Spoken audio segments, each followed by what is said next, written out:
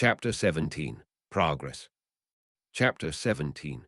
Progress. It was evening, and Severus had retreated to his study for some time to himself. Potter had surprised him today. The boy had used the lab respectfully and had put true effort into his work. Overall, the golden boy had been quite well behaved as of late. There had been that moment at lunch today when Severus felt the beginnings or annoyance stirring in him that the boy was late yet again. But then both boys had run in, clearly in cahoots. While part of him wanted to blame Potter for being a bad influence on Draco, the Bland had once again taken the fall for them. It was unlike Draco to do so if Potter truly had been at fault, so he was inclined to believe that both had been equally responsible. That Draco took the fall to any degree was clearly part of this new bizarre desire. Draco seemed to have to get buddy-buddy with Potter, and even stranger, to want to improve Severus' own relationship with the boy. Were it anyone else, Severus' response would likely be to attempt to dislike the boy even more out of pure contrariness. But it wasn't just anyone. It was Draco, whose happiness Severus cared greatly about. He wasn't sure what Draco saw in Potter, but it was clear the two were truly starting to get along. It was most assuredly Draco's loneliness that was mostly to blame. Potter was, after all, the only boy Draco's age he had access to as even exchanging owls, and speaking over the flu with his Slytherin friends was risky in their current situation. So Draco had been trying to develop an amicable relationship with Potter in the interest of giving himself a more enjoyable summer. Severus supposed that was not so surprising. And at the very least, Potter seemed to thus far not have angered the Bland, as no matter how bored Draco was, he wouldn't make such friendly overtures if Potter were being endlessly insufferable. Severus uncorked a bottle of whiskey and threw back a finger, cradling the glass in his palm as he walked over to his desk. Despite himself, he couldn't forget the expression on the boy's face when he'd been speaking so passionately about potions.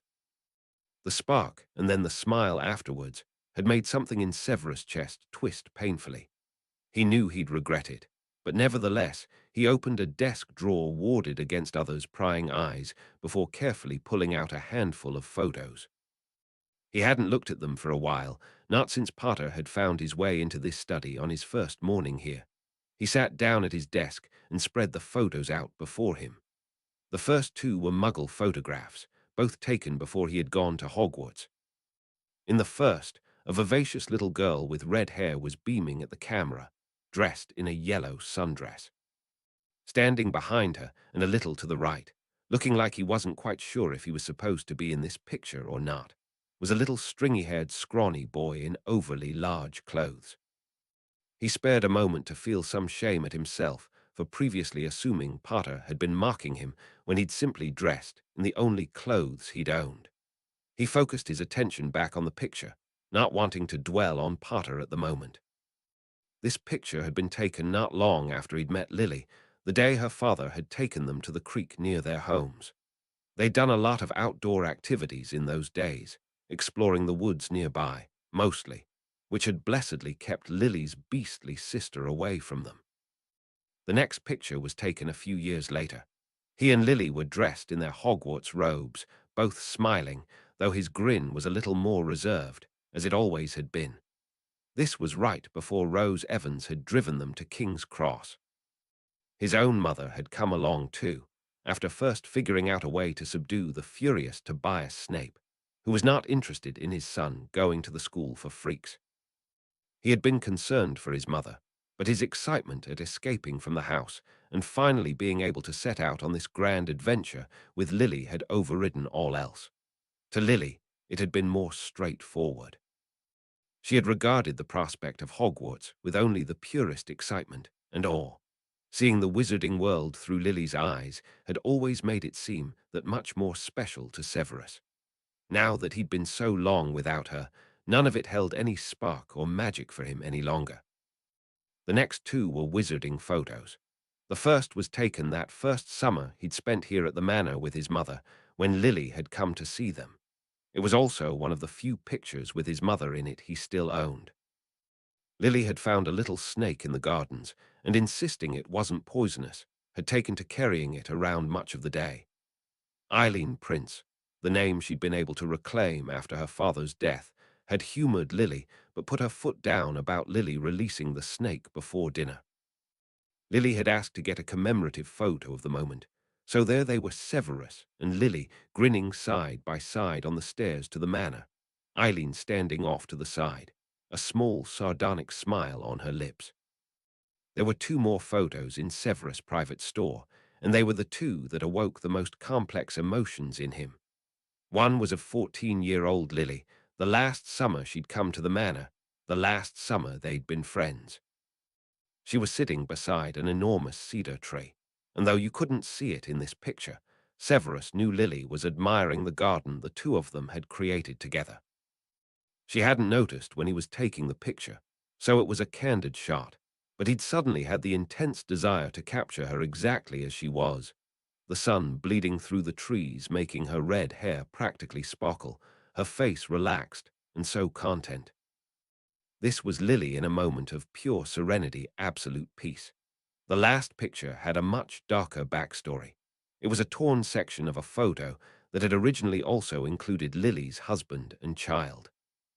After Severus had learned of her fate, he had, perhaps partly out of a desire to punish himself, gone to the house, desperate to find something of hers. The building had already been a ruin, and before long he realized he wasn't sure what exactly he was looking for, something that would comfort him. He'd almost left empty-handed, but had then noticed a magical photograph covered in dust and debris. He'd squatted down and fished it out, brushing it off, to see a photo of Lily and her family. It had clearly been taken not long before he'd found it, based on the child's age. Impulsively, he had grabbed it, but decided to rip it in half. He sure didn't need a picture of James Potter sneering at him from a photograph before pocketing it. Lily had always been beautiful, but she looked even more stunning than usual in this picture. It was clear she was happy, too. Severus felt his heart clench in the realization that the other two previously included in this photo were likely part of the reason. How could he deny her this happiness, though, especially given that her happiness had been cut short so early? He just wished he could have been the one to make her happy, the way he had seemed to for much of their childhood. After taking another long moment, gazing over the pictures, he carefully secured them back in the desk drawer, shut it, and warded it again. He needed some tea. Tilly? Yes, Severus. Severus smiled a little at the house elf he knew the best. As a child, he had regarded Tilly as somewhat of a friend and had taught her a number of games. Now that she was a free elf, he had told her to drop the master honorific before his name, which she complied with on occasion. I'd like some black tea, Earl Grey de la Creme, but rather than scones, could you bring me some of those lemon tarts you brought the other day? They were quite nice. Tilly's eyes widened, and she started to make little nervous motions with hands, quite unlike her. Weekan makes lemon tarts, but the ones you had last time were Harry's. What? Severus asked, deadpan. Harry visits us in the kitchen and asks if he can help bake because he used to do the baking and cooking at his old house. We didn't think he could at first, but he was quite good. We enjoyed them also. Potter. What? Severus cursed the boy for once again managing to knock him off kilter. He waved Tilly off. Fine, just bring anything. Biscuits are fine. Tilly nodded, and a minute later, tea and oatmeal biscuits materialized. He half considered pouring himself some more whiskey, but thought better of it. What would Potter have to gain from playing the part of a house elf in such a way? Was he trying to make himself look good, or like a victim? But no, Severus would never have found out if he hadn't asked Tilly directly as he had. And he truly no longer thought Potter did much of anything for nefarious reasons, and he was certain the boy didn't mean the house elves any harm. Come to think of it, Potter had always been somewhat kind to house elves.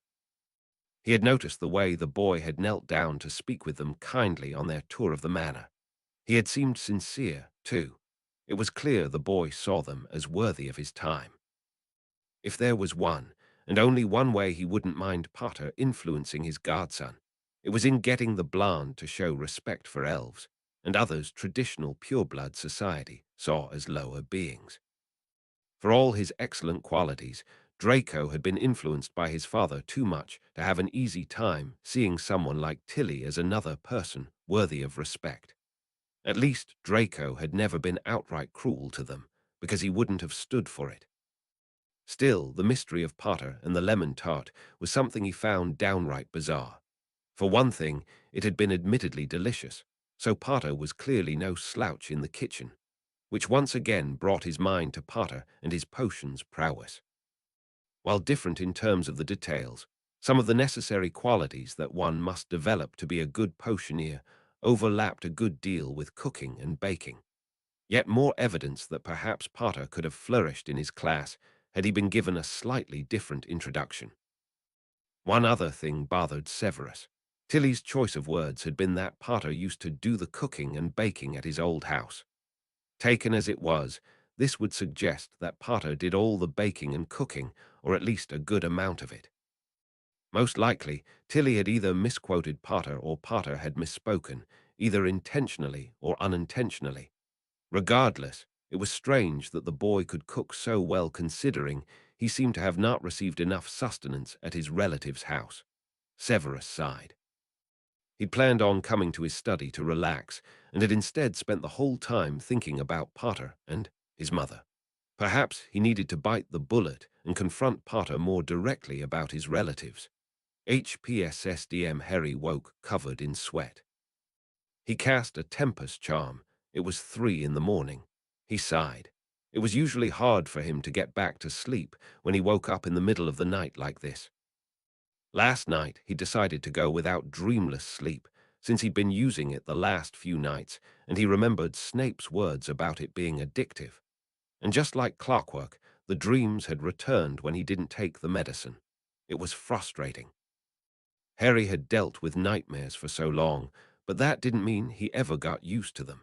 They certainly kept him constantly sleep-deprived, which took a big toll on his psyche. The last few nights he'd gotten some much-needed sleep and had started to feel better than he had for a while. The fact that he, Snape, and Draco weren't at each other's throats as much these days was something he was immensely grateful for. As strange as it was, despite the rough start, the rest of the summer was shaping up to be not so bad. If things continued like this, it might end up being the best he'd ever experienced. A few weeks ago, he would never have believed it, but recently he'd gotten into a routine. He'd fly with Draco, read, visit the elves, spend time with Hedwig, go to his garden when he needed to decompress, and play board games with the blonde while chatting about different magical subjects, mostly potions and defense, though Draco had also started teaching him a few basic runes which Harry found he thought were pretty interesting. They had started to spend time in the library for these chats, as the high-ceilinged room had a variety of great places to sit, and all the books and games they could ask for. One day, after visiting the owlery, Harry found that Draco had dropped a book on his bedside table that he really didn't want to touch at first. A Muggleborn's Guide to Pureblood Society, Culture, and Etiquette when questioned. Malfoy had explained that he wasn't trying to get Harry to change his opinions. He just figured that knowledge is power, and that if Harry learned more about others' backgrounds, it could be beneficial. It could help him interact with more traditional students without accidentally offending them, and also broaden his understanding of the wizarding world. Harry had admitted that was probably a good idea, and made a note to himself to expose Draco to some good Muggle book sometime. The only real thing disturbing him nowadays was the nightmares. At least his scar hadn't bothered him recently, so his dreams were all his own, rather than visions through Voldemort's eyes. He had wondered why. He assumed that Voldemort decided he no longer wanted Harry to have access to his mind in any way. Whatever the reason, he was grateful for that at least. He suddenly remembered the dream journal Snape had given him. He was doubtful about whether it would work, but he figured he may as well try it. Pushing the rest of the covers off of him, he got up and stumbled over to his desk, finding the empty journal under the notebook he'd been using to take notes on his potions book. For a moment, he had a sick feeling of déjà vu, remembering the last journal he'd written in, one that had written back. But he was sure Snape wouldn't give him anything dangerous, as much of a jerk as he could be. He took a self-thinking quill and went to sit by the window. He wasn't sure where to start, so just began to write random words to describe images, as best as he could remember, before they slipped completely from his conscious mind. He already couldn't remember much from this last night, so he thought back to previous dreams he still remembered and wrote about them as well. He mostly just had flashes of images, faces twisted with grotesque expressions, a feeling of loss and hopelessness. He recorded these things, and whatever else seemed to describe the dreams otherwise. He had expected it would be like reliving the dreams to write about them, but surprisingly, it almost felt like he was getting them out of his system by writing them here. Now that they were recorded, he didn't have to think about them anymore. After about half an hour of this, he found himself growing sleepy and returned to his bed. He placed the journal on his bedside table in case he needed to write any more. Surprisingly, a few moments after getting back in bed, he had dozed off once again. HPSSDM, it was just after lunch the next day. Harry had settled down at his desk, continuing to make some pretty good progress in his potions book. He thought he'd ask Snape for another chance to use the potions lab sometime soon. After all, he had only practiced basic ingredient preparation last time. He needed to actually work on a real potion and put some of the theory he had in his head into practice. Potter, Harry jumped, looking up in surprise to see Snape standing in his doorway, a first since his bed rest had ended. "Yes, sir, hi," Harry said lamely. Snape rolled his eyes. "May I intrude?" "Oh, sure, go ahead." Harry was flustered, honestly. Snape never visited him, so he was thrown off. He noted that Snape at least waited for an invitation, in great contrast to Draco. Harry stood up and awkwardly motioned to the area with the armchair where he and Draco usually sat during his visits. "Do you want to sit down?" "I can transfigure the desk chair if you'd like." Snape raised an eyebrow and looked at Harry as if he were something under a microscope. "No need, Potter. The desk chair is sufficient. Take a seat." Gulping, Harry did, feeling awkward. After a long, tense silence, Snape spoke. "It has come to my attention that I have not properly checked in with you in some time. As such, I thought I would stop by and see how you have been adjusting as of late. It has been a little over 3 weeks to the day since your arrival here." It took Harry a moment to process that Snape expected a response. "Oh, well, great start. Harry, you idiot." The boy chided himself, and then cleared his throat and tried again. "I'm doing fine, Professor. The manner is great, and the room is incredible." Now that he'd started speaking, he felt whatever was lodged in his throat before was starting to leave him alone. "I like the grounds a lot. The gardens are beautiful, so I try to spend time there. Otherwise, I've been mostly in my room, the owlery, or the library. I've been flying and discussing things with Draco. For instance, all sorts of stuff. We talk about school subjects and flying a lot. Defense, potions, sometimes runes." The professor looked dubious at his words, which didn't surprise Harry. Snape probably thought he still hated potions, but it really wasn't the case at all anymore. The professor cleared his throat. "I notice you are continuing to read the book I lent you.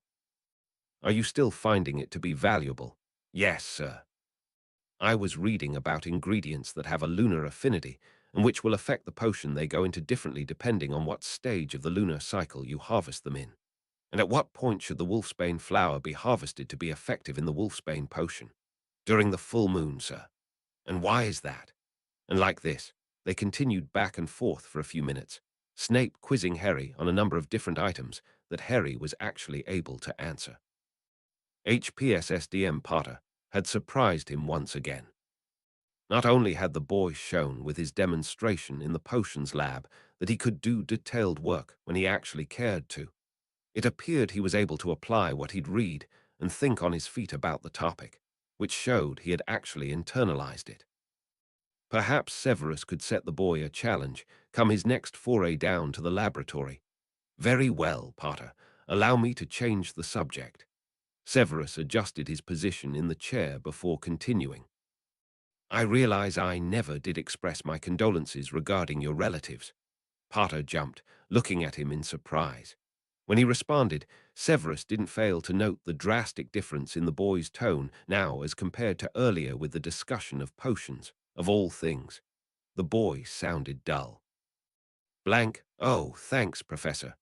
That's not a particularly strong reaction you show. I take it you weren't close. Potter shrugged, looking displeased with the turn the conversation had taken.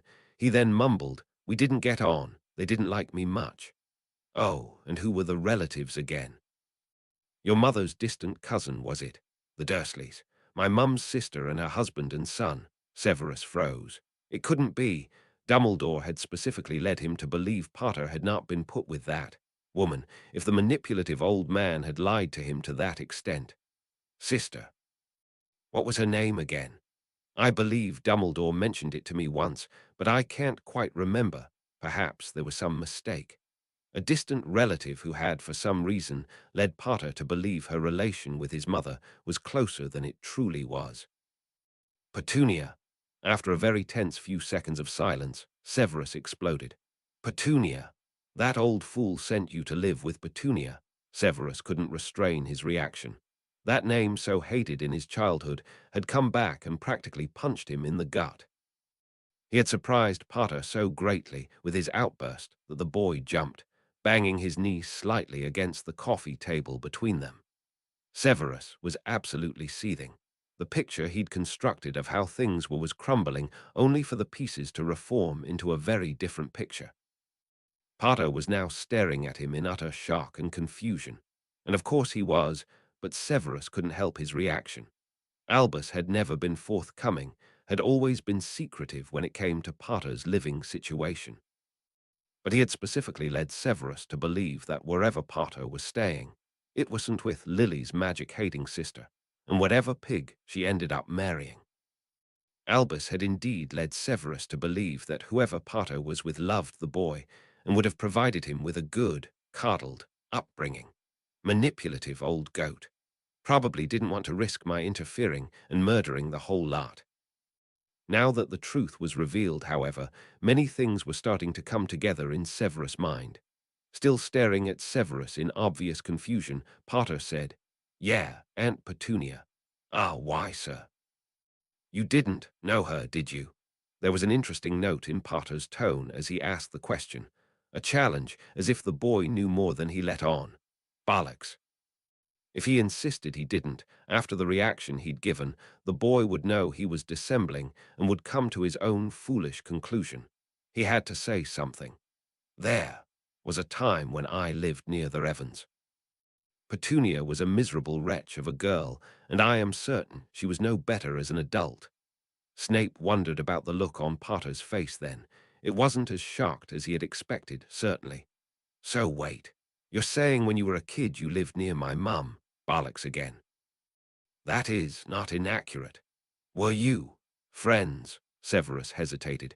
It was difficult to be dishonest about Lily when asked so directly, especially by this boy wearing her damn eyes. But he had not planned on revealing this information to Potter, ever, if he could help it. But at this point, there was no point to lying outright. There were too many at this manor who could confirm or deny Severus' words if Potter were to ask. We got along, for a time. But then we went to Hogwarts, where she was placed in Gryffindor and I Slytherin. Eventually, various factors led us to end our association. There, he'd given the boy minimal details. Potter was silent, but was regarding him piercingly, as if he knew Severus was leaving out a good deal. Well, of course he was, but nothing he had said was a lie. Was Potter feeling disgust to hear that his mother had ever been anything like friends with the greasy git? Almost certainly. Severus started to sneer, readying himself for a nasty quip at the boy. The boy looked frustrated, but what he said next wasn't at all what Severus had been expecting. Sometimes, sir, I think it would be better if they just did away with the whole house system. I feel like it divides people more than anything else. Severus stared at Potter in surprise, because yes, he'd had that same thought many times. How often, as a boy, had he cursed the blasted sorting hat wanting to blast it into a frayed ball of yarn. That is not an entirely foolhardy assessment. The boy looked deep in thought, but Severus decided that enough revelations had been shared as it was. He made to excuse himself. I have work to attend to, Potter. Before I go, is there anything in particular that you require? Potter was silent for a while, but eventually shook his head. I think I'm all right, sir. Thanks. Severus nodded and swept from the room in a whirl of dark robes. HPSSDM, Severus walked quickly down the hallway, making a beeline for his study. He needed a drink, and he needed to make a furious flu call to a certain old wizard. How dureth man mislead him so?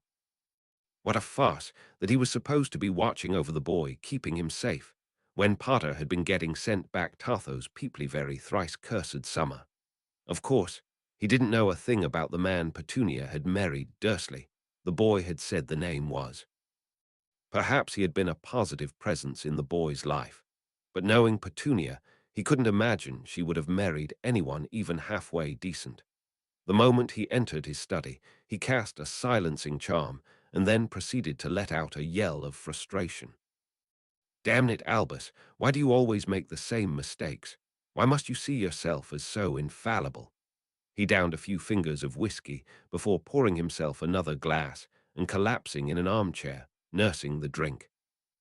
He had originally been planning on simply fishing for information about the brat's relatives to see if there was anything to support or deny the likelihood of his having truly suffered some form of neglect, as was suggested by the diagnostics report of malnutrition and Potter's curious lack of belongings.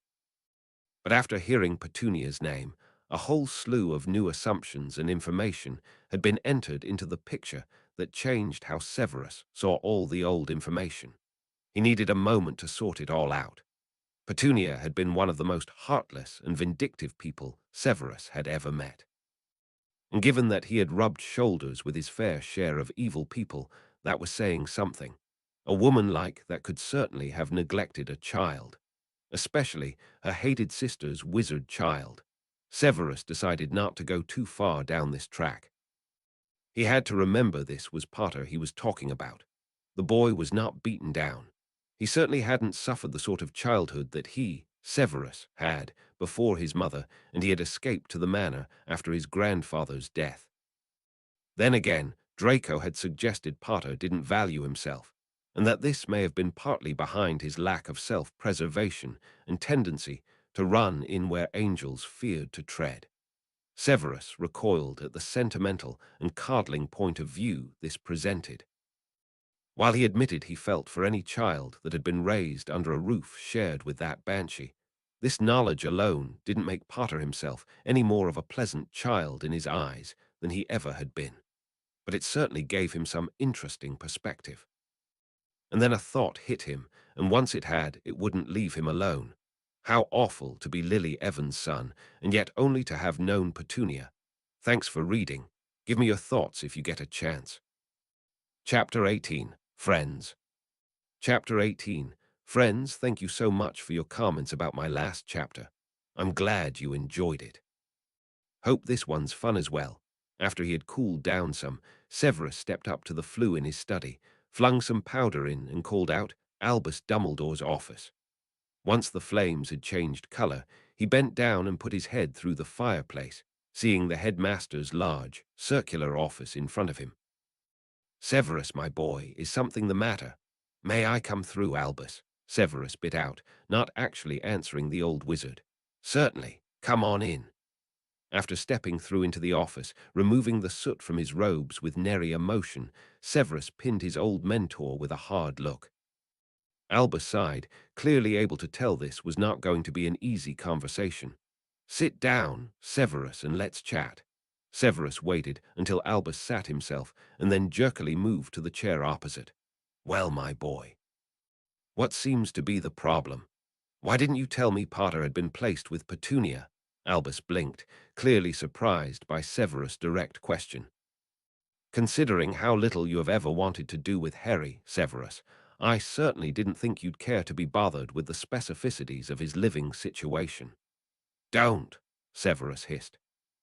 You intentionally led me to believe that wherever Potter was staying, he was safe. Albus opened his mouth to say something, but Severus cut him off. That he wascuddled. You actually reinforced my beliefs that Potter would come here the pampered prince. Now, Severus, there is no need for you to blame me for how you have chosen to see Harry. Severus took a deep breath to calm himself. This was getting them nowhere. Listen, Albus. Seeing as Potter's relatives are now dead, this is water under the bridge, I suppose. But considering that I have made it my duty to protect the boy, don't you think I should have been made aware of any potential dangers he was in? Harry was never in any real danger with Petunia, Severus. The headmaster sighed, suddenly looking very old. I will admit to my regret that they were never able to see him as their own. Harry grew up not as loved as I would have liked, but he came to us whole, not too terribly worse for the wear. I am not so sure about that, Severus growled. The boy was clearly neglected to some degree. I am certain food was withheld at the very least, and the state of the clothing he apparently received was abysmal. Other than that, I admit to not knowing much as to what else he may have experienced, but I am certain their sins do not end there. Petunia was Lily's only living relative, Severus. Had there been a better option, I would have taken it, but the blood wards charged by Harry returning there each year provided significant protection against Voldemort. You truly believed this was the safest option for Potter. I did. And you felt this so strongly that you would have perhaps manipulated things to ensure Potter would stay there, Severus said quietly. I see now. You knew perfectly well that I had prior knowledge of Lily's sister. Perhaps you feared that, had you told me where Potter had ended up, I might rebel and interfere to save the boy from his situation, therefore rendering your brilliant protection plan useless. And would I have been mistaken had that been the case? The old wizard asked softly. I don't know, Severus sighed. Too much has happened recently to change my perceptions. It is perfectly possible that my hatred of Potter would have made me ignore any doubts I had. Severus shook his head. Did you ever have anyone check on him? Arabella Figg lived next door to the Dursleys and gave me the occasional update.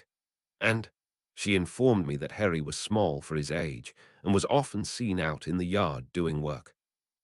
His cousin was much larger than he and apparently liked to torment the boy a bit, but that was the extent of it. That she reported. Yes, Severus, but you see, I made an agreement with Petunia not to interfere or spy on goings-on within their house. Even Arabella's presence came close to breaking that promise. I felt I could not overreach more than that. There are plenty of ways you could have gained information without Petunia being any the wiser. How could you just leave it at that and be satisfied with that incompetent squib's reports? Isn't Potter supposed to be your darling golden boy? Why such an absurd lack of care? There were no reports of anything disturbing. Chores, a little roughhousing with his cousin, being a little on the small side, none of these seemed to me like signs that anything was seriously wrong. Oh, no, Severus sneered.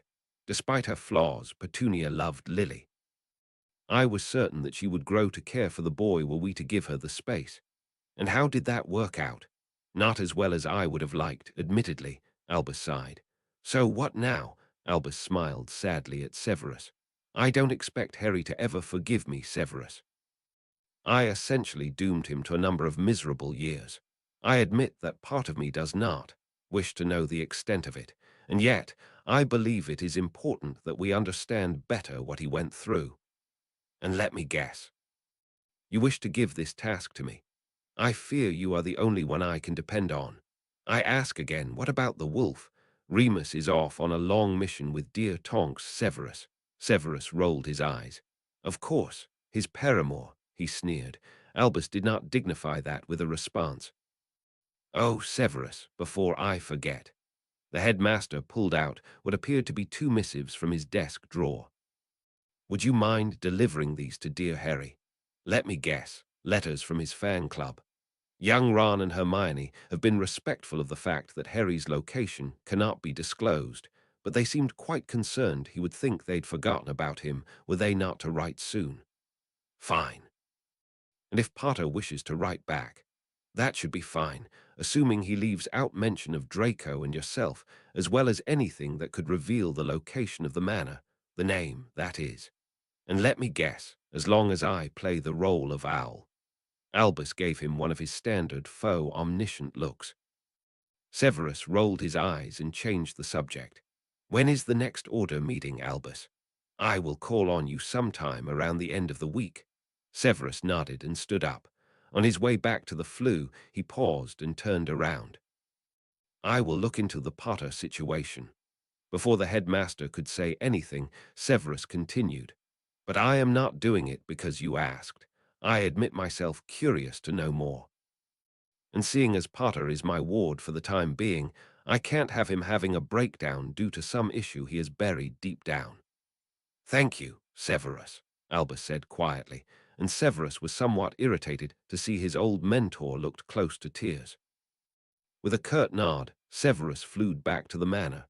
HPSSDM at supper, Harry was surprised when Snape said his name, as he rarely called him out specifically.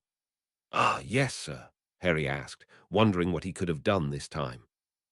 The headmaster had some missives he wished for me to pass along to you.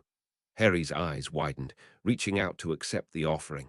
One glance at the familiar handwriting on the two closed letters told him all he needed. From Ron and Hermione. But I thought I wasn't permitted to exchange letters.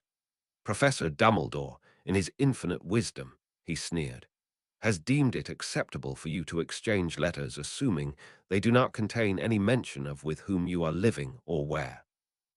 In particular, you are not permitted to write the name of this manor, for doing so would weaken the protective wards if ever the name in writing were to leave it. Is that all? No, you may not under any circumstances use your owl to transport your missives. I will carry them myself to Professor Dumbledore, who will be responsible for making the exchange. Okay, sir, Harry said, a smile forming on his face. This wasn't too bad. I understand, he added.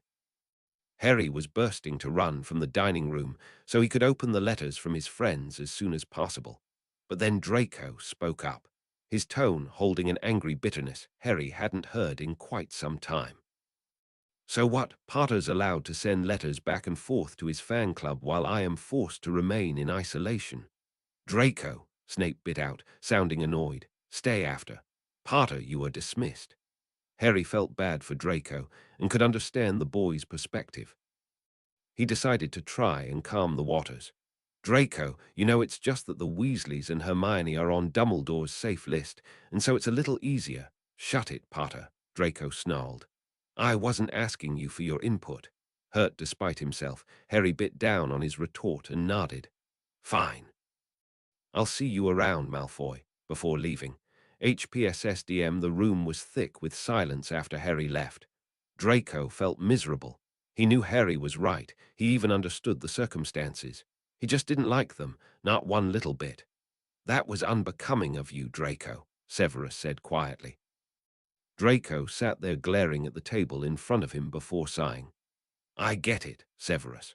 But doesn't it just stink that I have to be cut off from my friends entirely, whereas Potter gets to communicate with his? Just because they happen to be Gryffindor light wizards, all perfectly packaged members of Dumbledore's do-gooder group. I wish we did not need to take these precautions, Draco, but as it is, Owl Post is off limits. If it is to someone completely trustworthy to whom Albus or I could deliver the missive in person, it could work. Otherwise, there is too high a chance that it could fall into the wrong hands, and it could get traced back to you here. Draco sighed. I wish I could say it was safe. But Blaze, Pansy, Crabbe, Goyle, I know I can't trust them completely to protect our secrecy in this case. Thea, Dracy sighed. His dad's one of the Dark Lord's finest, but I don't think Thea would ever willingly betray me. Astoria and Daphne are the safest, but I don't want to risk putting them in danger either. Draco was drained by the end of his monologue and just felt foolish for making a big deal of it all. And now I've gone and alienated Potter right when he gets his Gryffindor friends back, he added softly. Draco, Severus said firmly, if you think your little outburst just now will cause Potter to turn on you, I'm afraid you are much mistaken.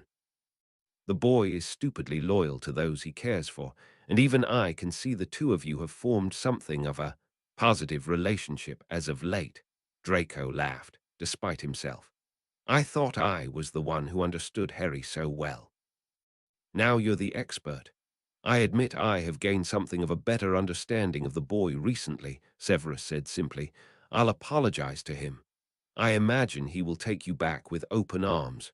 "Quit it, Severus," Draco laughed again. "But thanks. And sorry for getting all worked up. It is understandable. These are trying times. Would you like to join me for tea and chess? That would be nice."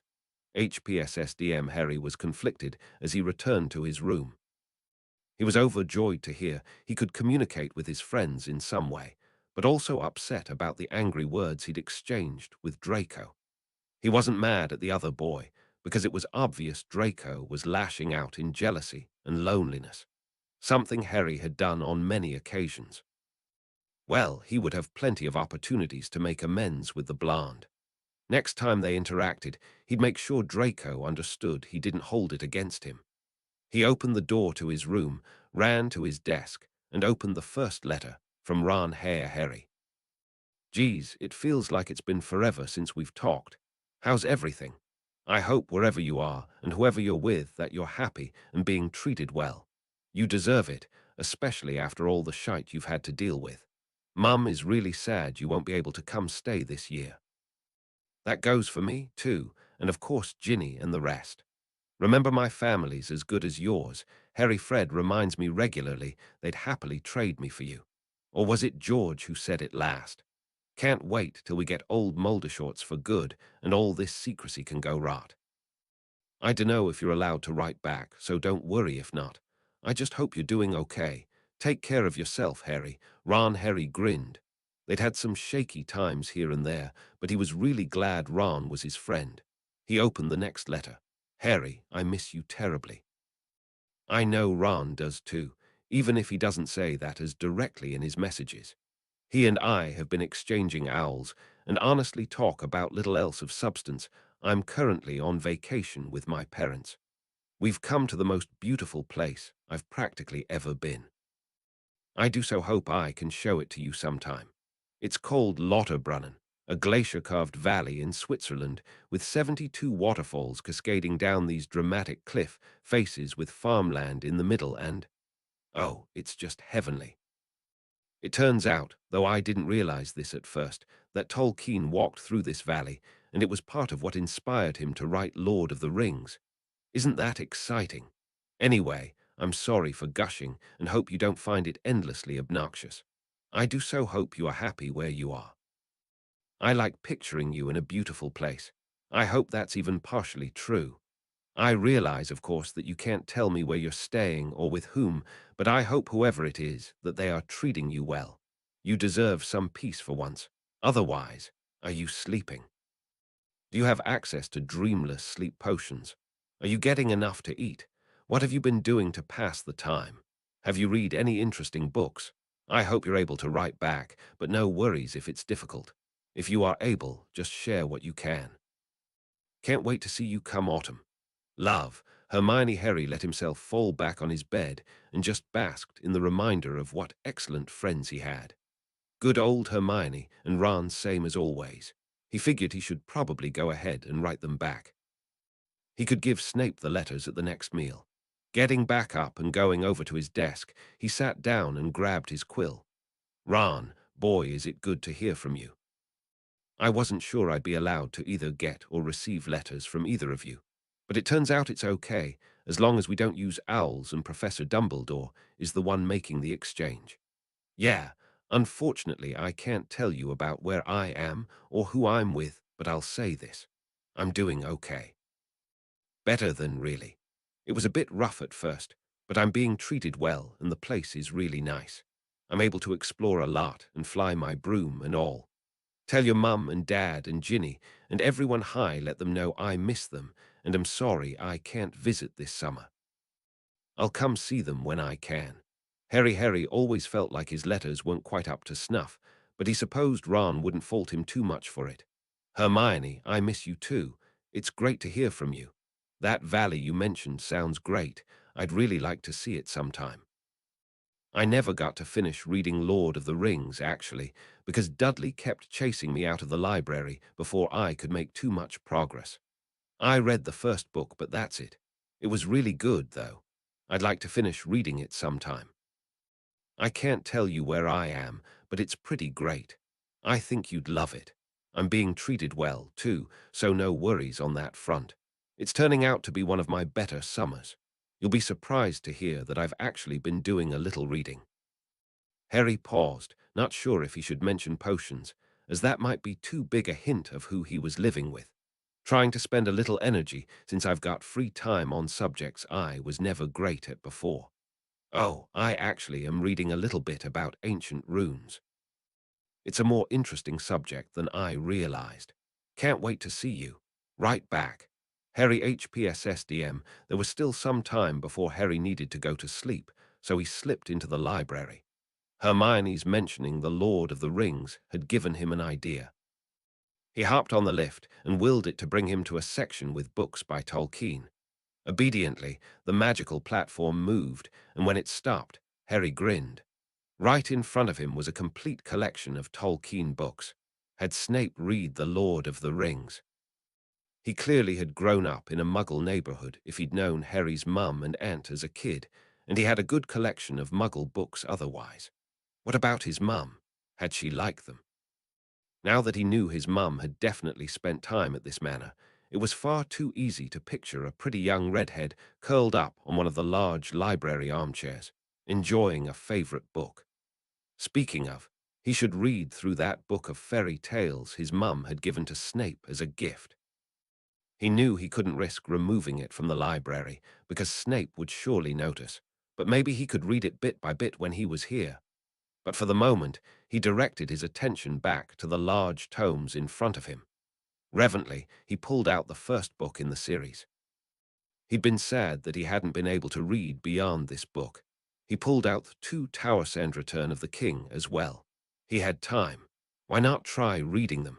He carried the books back down with him. He noticed they were volumes it was acceptable to read outside of the library, so he happily brought the books with him back to his room. No sooner had he gotten situated again when there was a soft knock at his door. He looked up in surprise to see Draco standing there, looking strangely awkward. "Hey, Draco," Harry said, only now remembering that they'd had a small spat. "Potter," the boy said stiffly. "Why are we back to Potter? Aren't we? You called me Malfoy." "In the heat of the moment," Harry said, exasperatedly. "Here, come in and sit down." Draco scowled, but did as Harry asked, falling dramatically back in the armchair. "Enjoy your notes from your friends?" he asked with a fake pleasant voice. Harry narrowed his eyes. It seemed like something else was going on here. Draco was acting jealous, but not in the way he'd expected. "Yes, as a matter of fact, I did. I like Ron and Hermione, so of course it's nice to hear from them. But Draco," he said pointedly, "my being their friend in no way stops me from being yours too." The words had left his mouth before he could stop them, but now that they were out there, he didn't regret it. He'd been trying to delay admitting it out of stubbornness, but the truth was he saw Draco as a friend. He was really starting to trust him, despite their differences. The admission seemed to have knocked Draco off balance because he was gaping at him. "Do I have something on my face?" Harry asked, annoyed, when Draco hadn't said anything after a bit. Slowly, a smile formed on the Blan's face, and he stood up and walked over towards him, pep back in his step. "The golden boy sees me as a friend, even though I'm an evil Slytherin." Harry rolled his eyes. "I was nearly put in Slytherin. I would be a right dolt if I held that against you." Now it was Harry's turn to grin, this time, at the way Draco was gaping at him for the second time in as many minutes. Before the Slytherin could probe further, Harry said, "Oh, Draco, I have something for you." "What?" The boy looked at him suspiciously while Harry picked up a book and handed it to him. "The Fellowship of the Ring," Draco read aloud. I've never heard of it. The font and illustrations are quite nice. It's an excellent book." "I think you'll like it." Draco narrowed his eyes. "I thought you hadn't read many wizarding novels." I haven't. This one was written by a muggle. The dubious look on Draco's face made Harry hold out his hand. Humor me and just give it a chance. You might be surprised. Draco looked pained but reluctantly nodded. Fine. He turned to leave, looking awkward again suddenly. And Harry, I'm sorry for snapping at you earlier. No apology necessary. Why? Because I probably would have done the same. Words said in a moment of anger don't negate the nice times we've had together.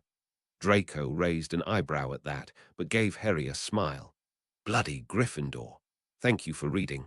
Let me know what you thought if you get a chance. Chapter 19. More Revelations. Chapter 19. More Revelations. Hope you enjoy this. July 26, Thursday. The next day, Potter asked for permission to use the lab once again. Severus consented, quite pleased by the boy's newfound work ethic, and decided to observe him as he worked. After all, more time spent around Potter meant more opportunities to get to know the boy, as well as potentially glean more about his blasted relatives. Of course, the reasoning he shared with Potter was that he just didn't trust the Gryffindor alone with so many valuable ingredients. But truthfully, Severus had come to realize he did not abhor the prospect of being in the boy's presence so much as he once had. For this particular session, Potter had decided to start with a basic potion, apparently keen on revisiting a variety of potions he had previously been unable to successfully complete. In the 2 hours Potter spent in the lab, they exchanged few words. The boy completed 2 basic potions, and upon completion of each, asked him for his evaluation, at which point he left his own workstation to examine Potter's work. In both cases, he offered minor suggestions, but had nothing to say in the way of true criticisms. Of course, these were second and third-year potions, so it would have been embarrassing in the extreme had the boy's performance been atrocious. But that being said, he could not say he disapproved of Potter putting effort into perfecting the basics before moving on. After he had given the boy his evaluation of the second potion, Potter carefully cleaned up and then politely thanked him for letting him use the lab before excusing himself. The next day was much the same. In the morning, Severus worked with Draco on his advanced work, but come afternoon, Potter was once again set up next to him, this time working on a fourth-year potion. Again, it was satisfactory, more than if Severus were honest with himself. The two relaxed into companionable silence, and Severus was able to make some good progress on his own work. He had almost forgotten the boy was there with him when Potter again asked him for his feedback, and so it continued. By Saturday, Potter was working on fifth-year potions he had botched before. He took his time with them now, and the results showed it. Severus came over to examine Potter's healing draft. After running a few quick tests, he nodded. Acceptable, Potter smiled as he did each time his potions were announced not to be failures, but as the boy went to vanish the potion as he had each time before now, Severus stopped him. Leave it. Potter looked up in surprise. That is of acceptable enough quality such that there is no need to waste it. The hopeful way the boy was looking at him made him uncomfortable, so without making eye contact, he barked an order. Bottle it up, careful not to spill a drip. Label the vials neatly, mind you, and place them on the table in the corner. Yes, sir, Potter said quietly before moving to follow his instructions. Severus tried to return to work, but was too conscious of the boy's presence to truly focus. Finally, Potter approached the door to the lab, presumably to leave, but then just stood there, hesitating for some reason. His tone one of slight annoyance, Severus asked, "Is there something the matter, Mr. Potter?" "Ah, no, sir." The boy flushed.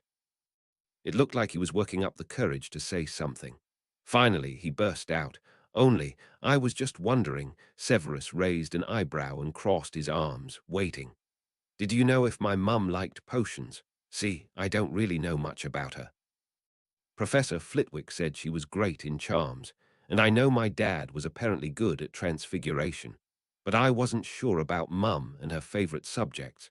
Severus sighed. In the past, he never would have answered the boy, but now that he had openly admitted that he had been an acquaintance of Lily's, he felt more apt to answer the boy. He also felt somewhat motivated by pity that the boy knew so little of his mother, and that, having been raised by Petunia, had no doubt had to endure years of the awful woman's horrid lies about Lily. Additionally, perhaps a little honesty would make the boy more likely to reciprocate in kind. Her favorite subjects were charms, potions, and ancient runes. Potter's eyes widened. She found language learning to be enjoyable, accounting for her interest in runes. As for potions, she and I partnered regularly for a number of years, and so I can confirm she had a talent for the subject. An interest as well. The look on Potter's face suggested he had not expected Severus to reveal so much.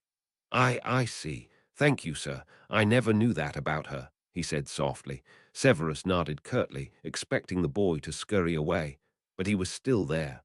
What is it now, mister? Potter, he asked, trying to rein in his patience. Was she kind? The boy actually covered his mouth with a hand after the words left it. Clearly, that had been an impulsive question he regretted immediately. Severus felt fury flood his body at the boy's question. But his fury was not directed at Potter, for once. He was furious at everyone who had failed Potter to the extent that he was not certain of such a fundamental truth, that his mother had been kindness epitomized. Potter was unsure of this, even knowing she had died for him. It was the height of absurdity. He stomped over to the boy and waited until Potter looked up to meet his eyes, nervously. Quietly, but with no absence of passion, he said, Lily Evans was the kindest person I have ever had the privilege to know. It confounds me that this was not something you were aware of. I see. Thank you, sir. I'd hoped she was, but I've never learned much about her from anyone who knew her personally, except for Aunt Petunia, but I learned early not to trust a damn thing she said. Astute of you, Severus nodded. You really knew Aunt Petunia, sir. And she was awful as a kid, too. I thankfully did not have to endure her presence on many occasions. But yes, the interactions we did have revealed her to be nothing but a petty, jealous, vindictive girl, incapable of loving anyone but herself, and those she saw as belonging to the limited world she wanted to belong to. Sounds like the Aunt Petunia I know, Potter said lightly, as if trying to inject some humor into the situation. What of your uncle? Was he something of a balancing presence in the household? Severus probed, honestly curious. Potter laughed harshly, which itself was a telling response. As if he was worse, if anything, and Precious Dudley was a miniature version of his wail of a father, he sneered. Oh, what was your cousin like? Severus in the past would have chastised the boy for speaking ill of the dead, but he was certain these people deserved it. Stupid as you can get, and cruel, and his parents let him get away with everything. Oh, and Dudley had a gang of boys that followed him around. They loved to terrorize the neighborhood kids. Of course, I was their favorite target. Luckily, I was faster than they were and knew the best hiding spots. I see. That was consistent with the Squib's account, though Potter had shown more light on the situation, even with as little as he had revealed. Anyway, sir. I should get going so I can change before lunch.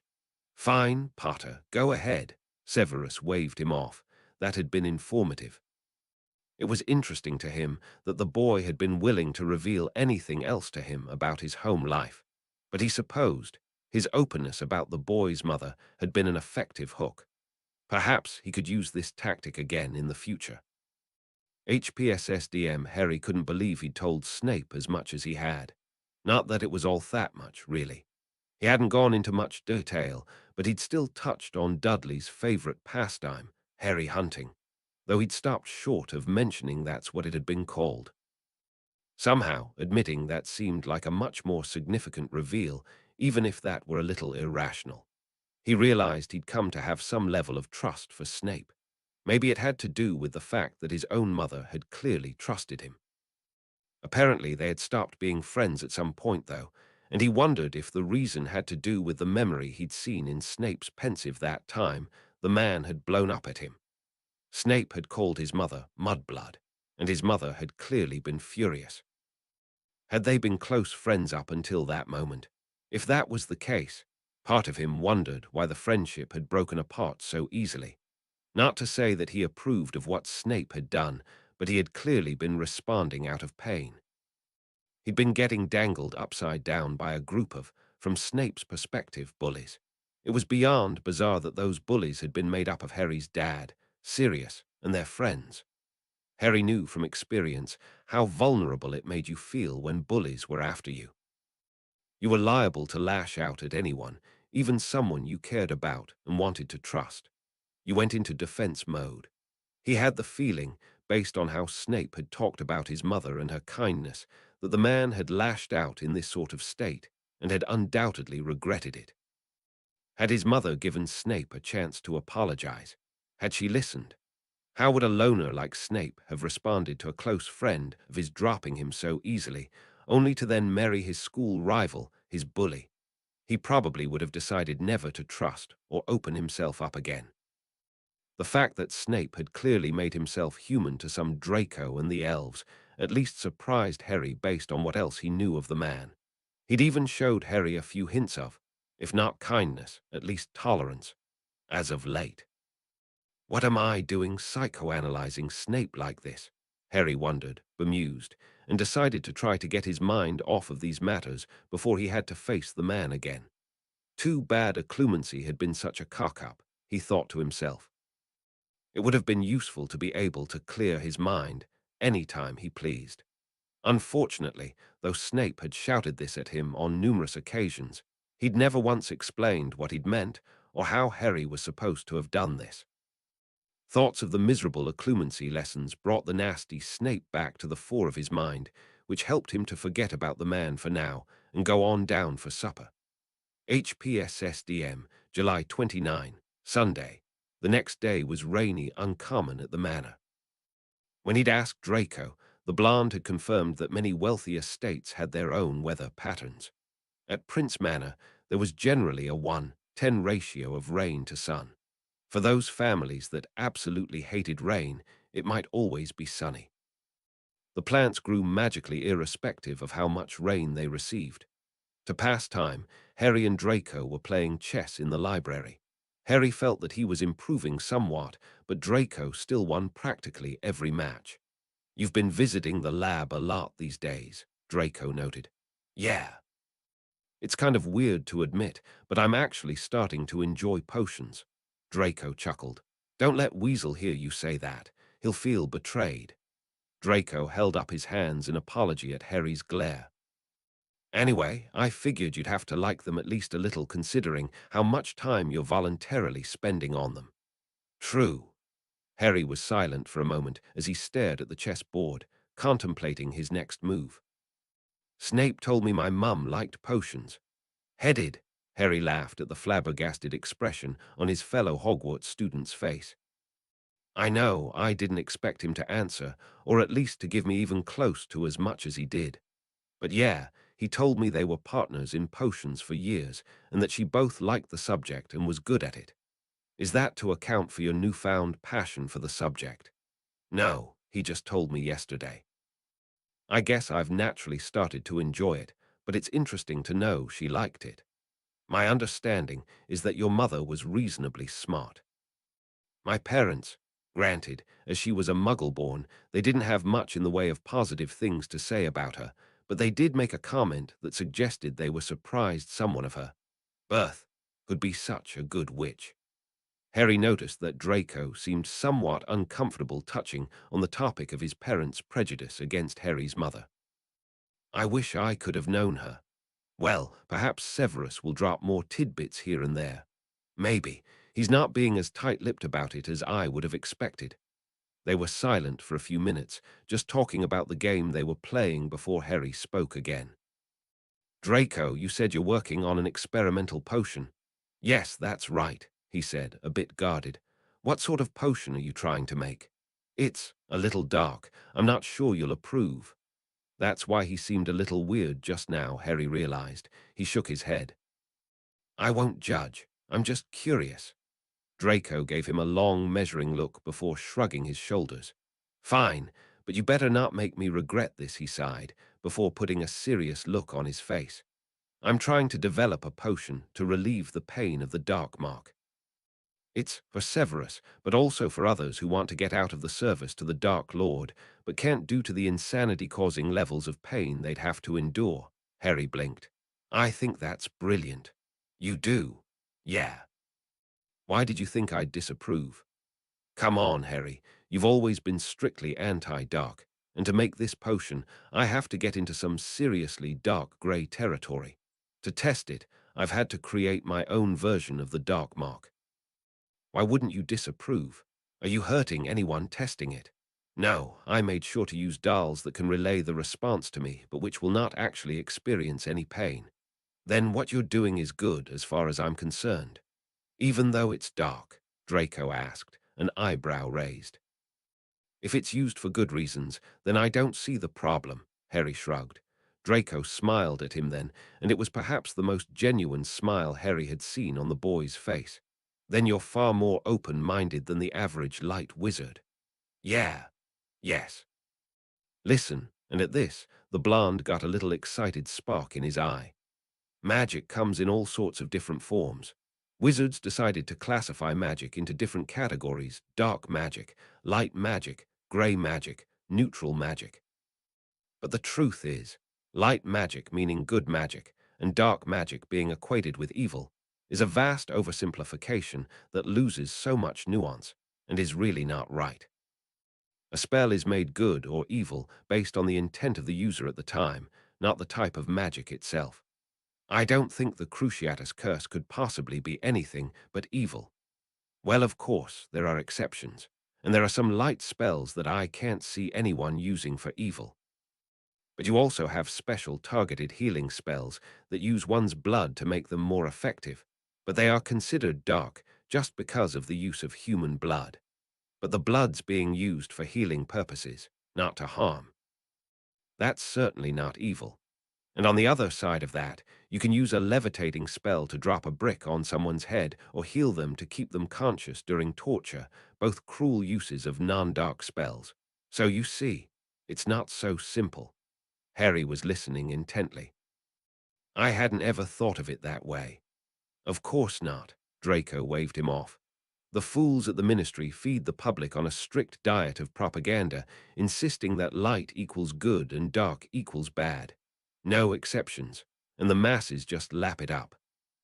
That's distressing because much of traditional magic is technically dark in nature, though not evil. Calling it that just strips the wizarding world of a large portion of its culture.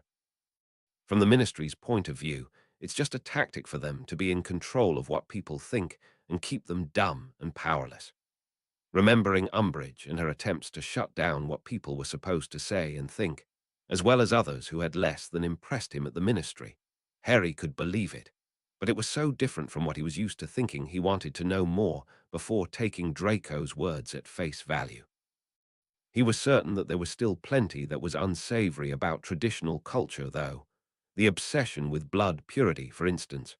That's interesting, and it's the first time V heard anything like this. Is there a book I could read that would help me learn more? He felt like Hermione asking, but he'd realized, now that he had access to this huge library and the time to actually read, that he enjoyed how much books could enrich his understanding of things. They'd sure helped with potions. Well, of course there are. The book I lent you is not a bad place to start.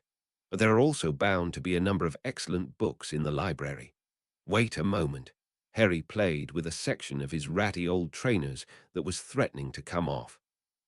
He looked up to see Draco offering a book to him. This should be a good start.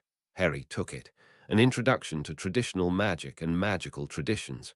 As usual with many old tomes, the book was bound beautifully. Harry nodded. I'll give it a read. Speaking of books, have you started the one I gave you? Draco's cheeks tinged a little pink. Yes, actually.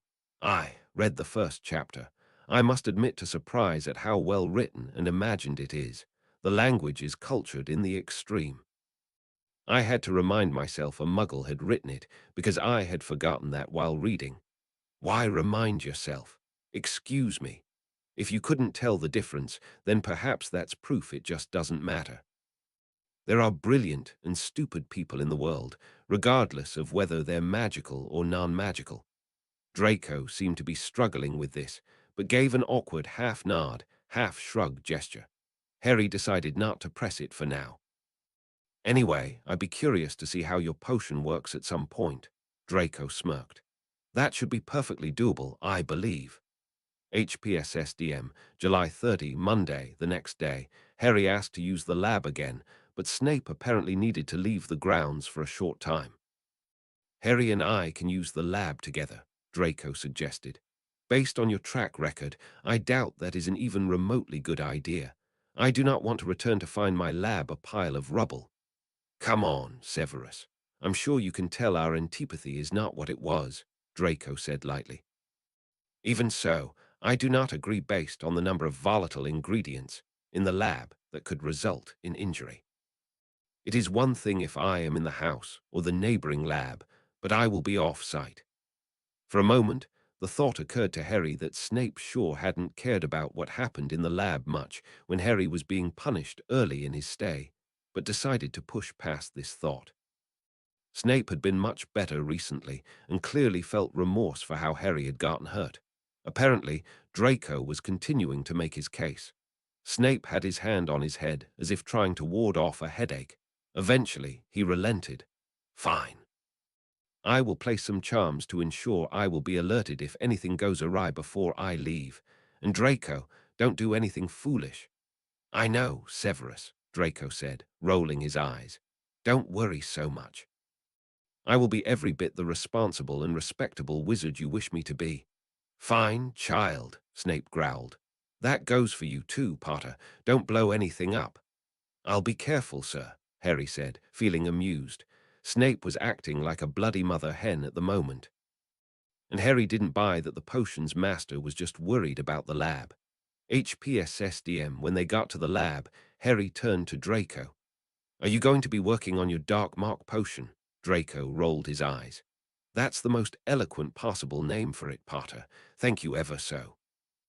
But yes, that's the plan. I can help, Harry offered. Draco just gave him a very dubious look. I've really improved. If you give me instructions, I could at least help prepare ingredients. Draco hesitated. Severus would probably kill me, but I guess I'm all right with it. However, you must promise to do as I say, and do not do anything you feel uncomfortable with.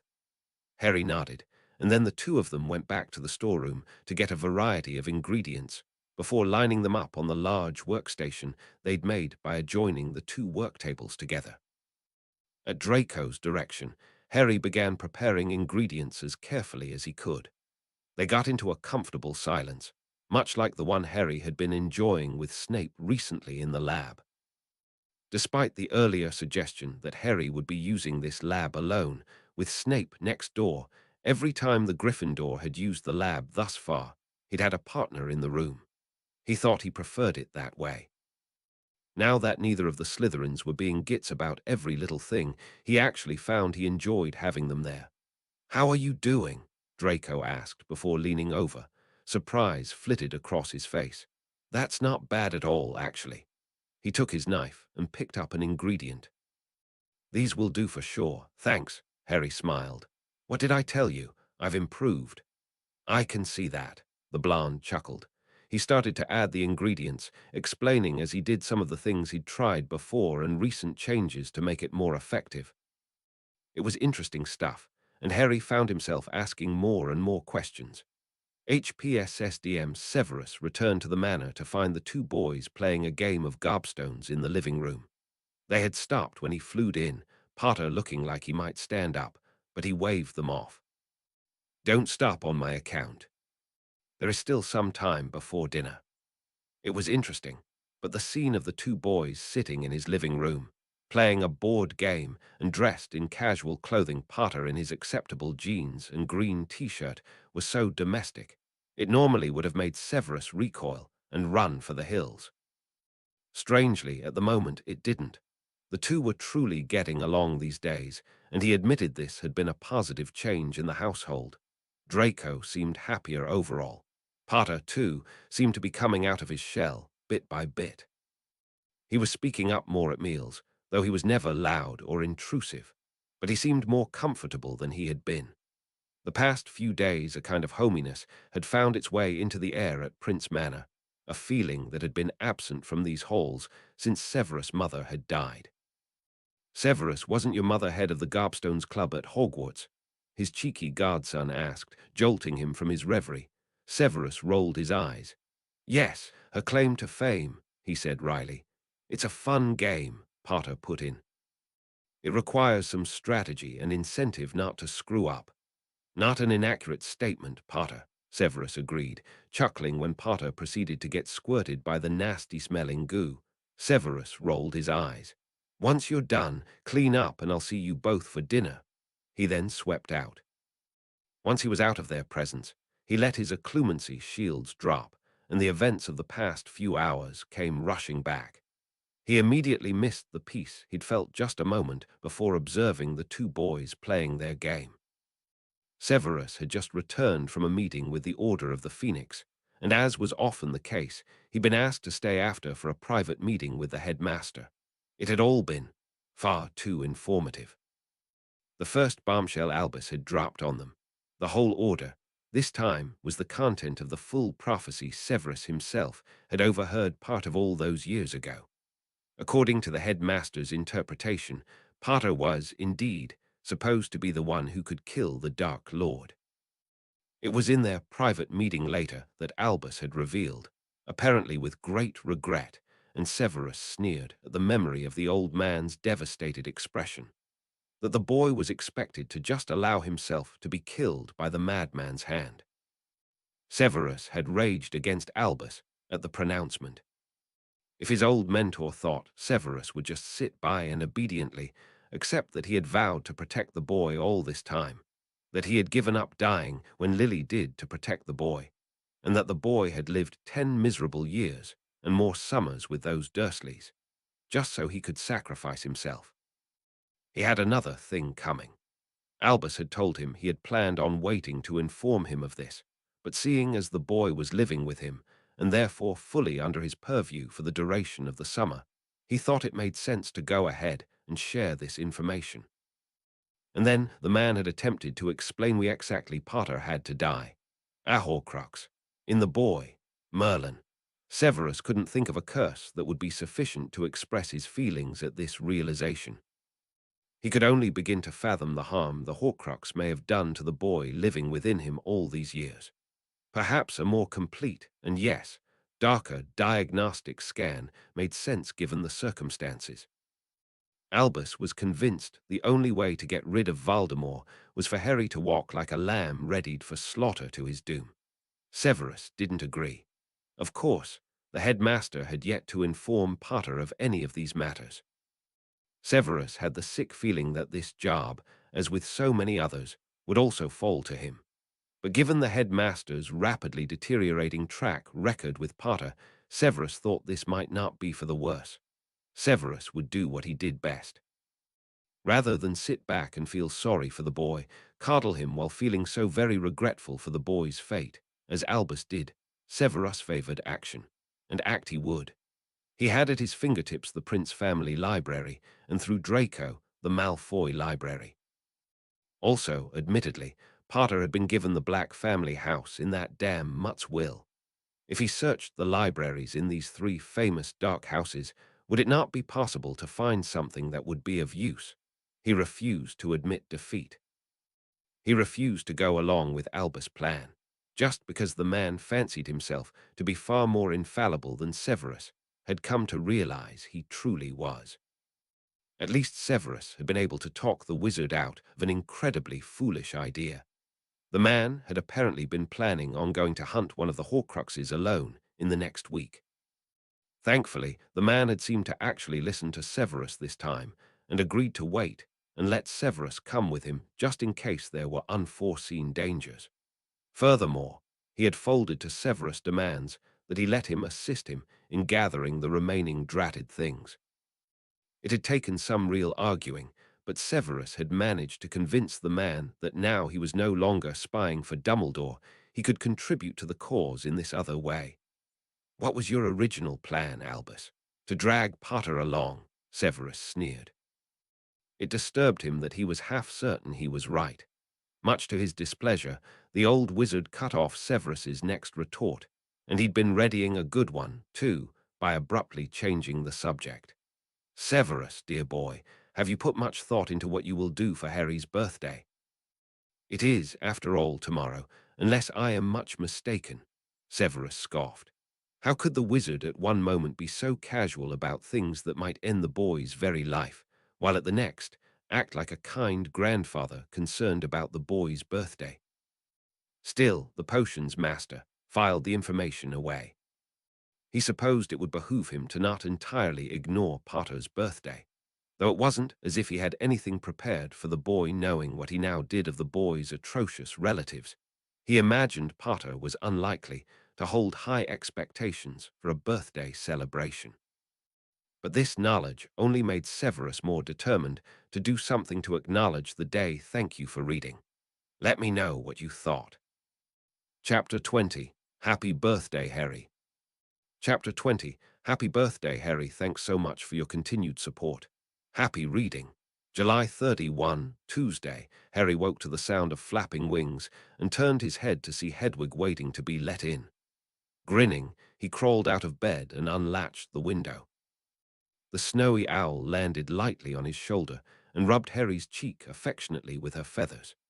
Grabbing a few owl treats he'd gotten from the elves, Harry sat on the bed, absently stroking his loyal friend while watching her enjoy the snack. You remembered my birthday, huh? He chuckled when Hedwig gave what sounded like an offended hoot. I know, as if there was any doubt. Today was Harry's 16th birthday. He didn't think of that as anything particularly special. Sure, some seemed to think 16 was a big milestone. He'd heard the term sweet 16 and whatnot. But to him today was no different from any other birthday, and really not much different from any other day, period. Growing up, birthdays had just been days the Dursleys were even crueler than usual. After starting at Hogwarts, he'd at least gotten packages from his friends. But of course, with the safeguards in place this year, Owl Post was limited to secure business transactions that had layers of old charms that were extremely difficult to interrupt. Maybe he'd get a note or package from Ron or Hermione at some point, though whenever Snape next made an exchange with Dumbledore. Other than that, he didn't expect anything this year, not because Draco and Snape were like the Dursleys and would want to be cruel. They just probably didn't know it was his birthday. There hadn't been an opportunity to mention it to Draco, and Harry hadn't felt comfortable making a big deal of it. He hadn't wanted to seem like he was hinting the Slytherin should buy him something. The way he saw it, if Draco didn't know already, he'd just leave it be. It wasn't as if Snape would want to throw him a party anyway. Harry watched Hedwig fly off to go hunt on the large grounds and then turned to get ready for the day. Harry arrived first at the breakfast table. Morning, Harry, Draco quipped as he entered the room, cheerfully flopping down into his chair. Harry grinned at how uncouth the blonde looked, but hid his smile at how Draco straightened ever so slightly when Snape entered the dining hall. Severus. Sir, Harry added. The dour man offered them little more than a slight grunt as he settled into his place at the head of the table. As Draco fell into his usual habit of leading the conversation, Harry wondered if Snape was all right. The man seemed tired or preoccupied or both. He didn't offer more than one-word responses when Draco tried to pull him into his conversation. As Harry had expected, not a word passed about it being his birthday. That was fine with him. He'd try to make the best of the day regardless. HPSSDM after breakfast, Draco left with Snape for their morning potions work. Deciding to take advantage of the day, given that he was free to spend it as he wanted, Harry headed out the front door to the garden, first making sure he had his invisibility cloak. Now that Harry understood the garden was supposed to be a secret between his mother and Snape, he was also aware of the very real risk that Snape might visit and catch him there. Sure, they were on slightly better terms now, but he didn't want to push it and assumed Snape would be happy to find him in the garden. The man certainly saw as open to just him. So Harry had started bringing his invisibility cloak with him when he visited it. He walked down the path, noticing for the umpteenth time that the band of trees was so thick in this part of the woods that the garden remained hidden until you got pretty much right up to it. Finally, the trees thinned out, and Harry crossed the little wooden bridge over the stream that welcomed him into the clearing surrounding the single large cedar, warm sunlight penetrating through its leaves and branches. Harry took a moment to breathe deeply. The air in this place seemed sweeter than elsewhere, and perhaps it was his imagination, but it almost seemed as if it was less stale, endowed with some sort of magic that made his chest ache with longing and yet filled the hole there at the same time. He squatted down by the row of flowers that extended around the border of the clearing and just took it all in. Harry could almost picture his mum lovingly tending to this garden.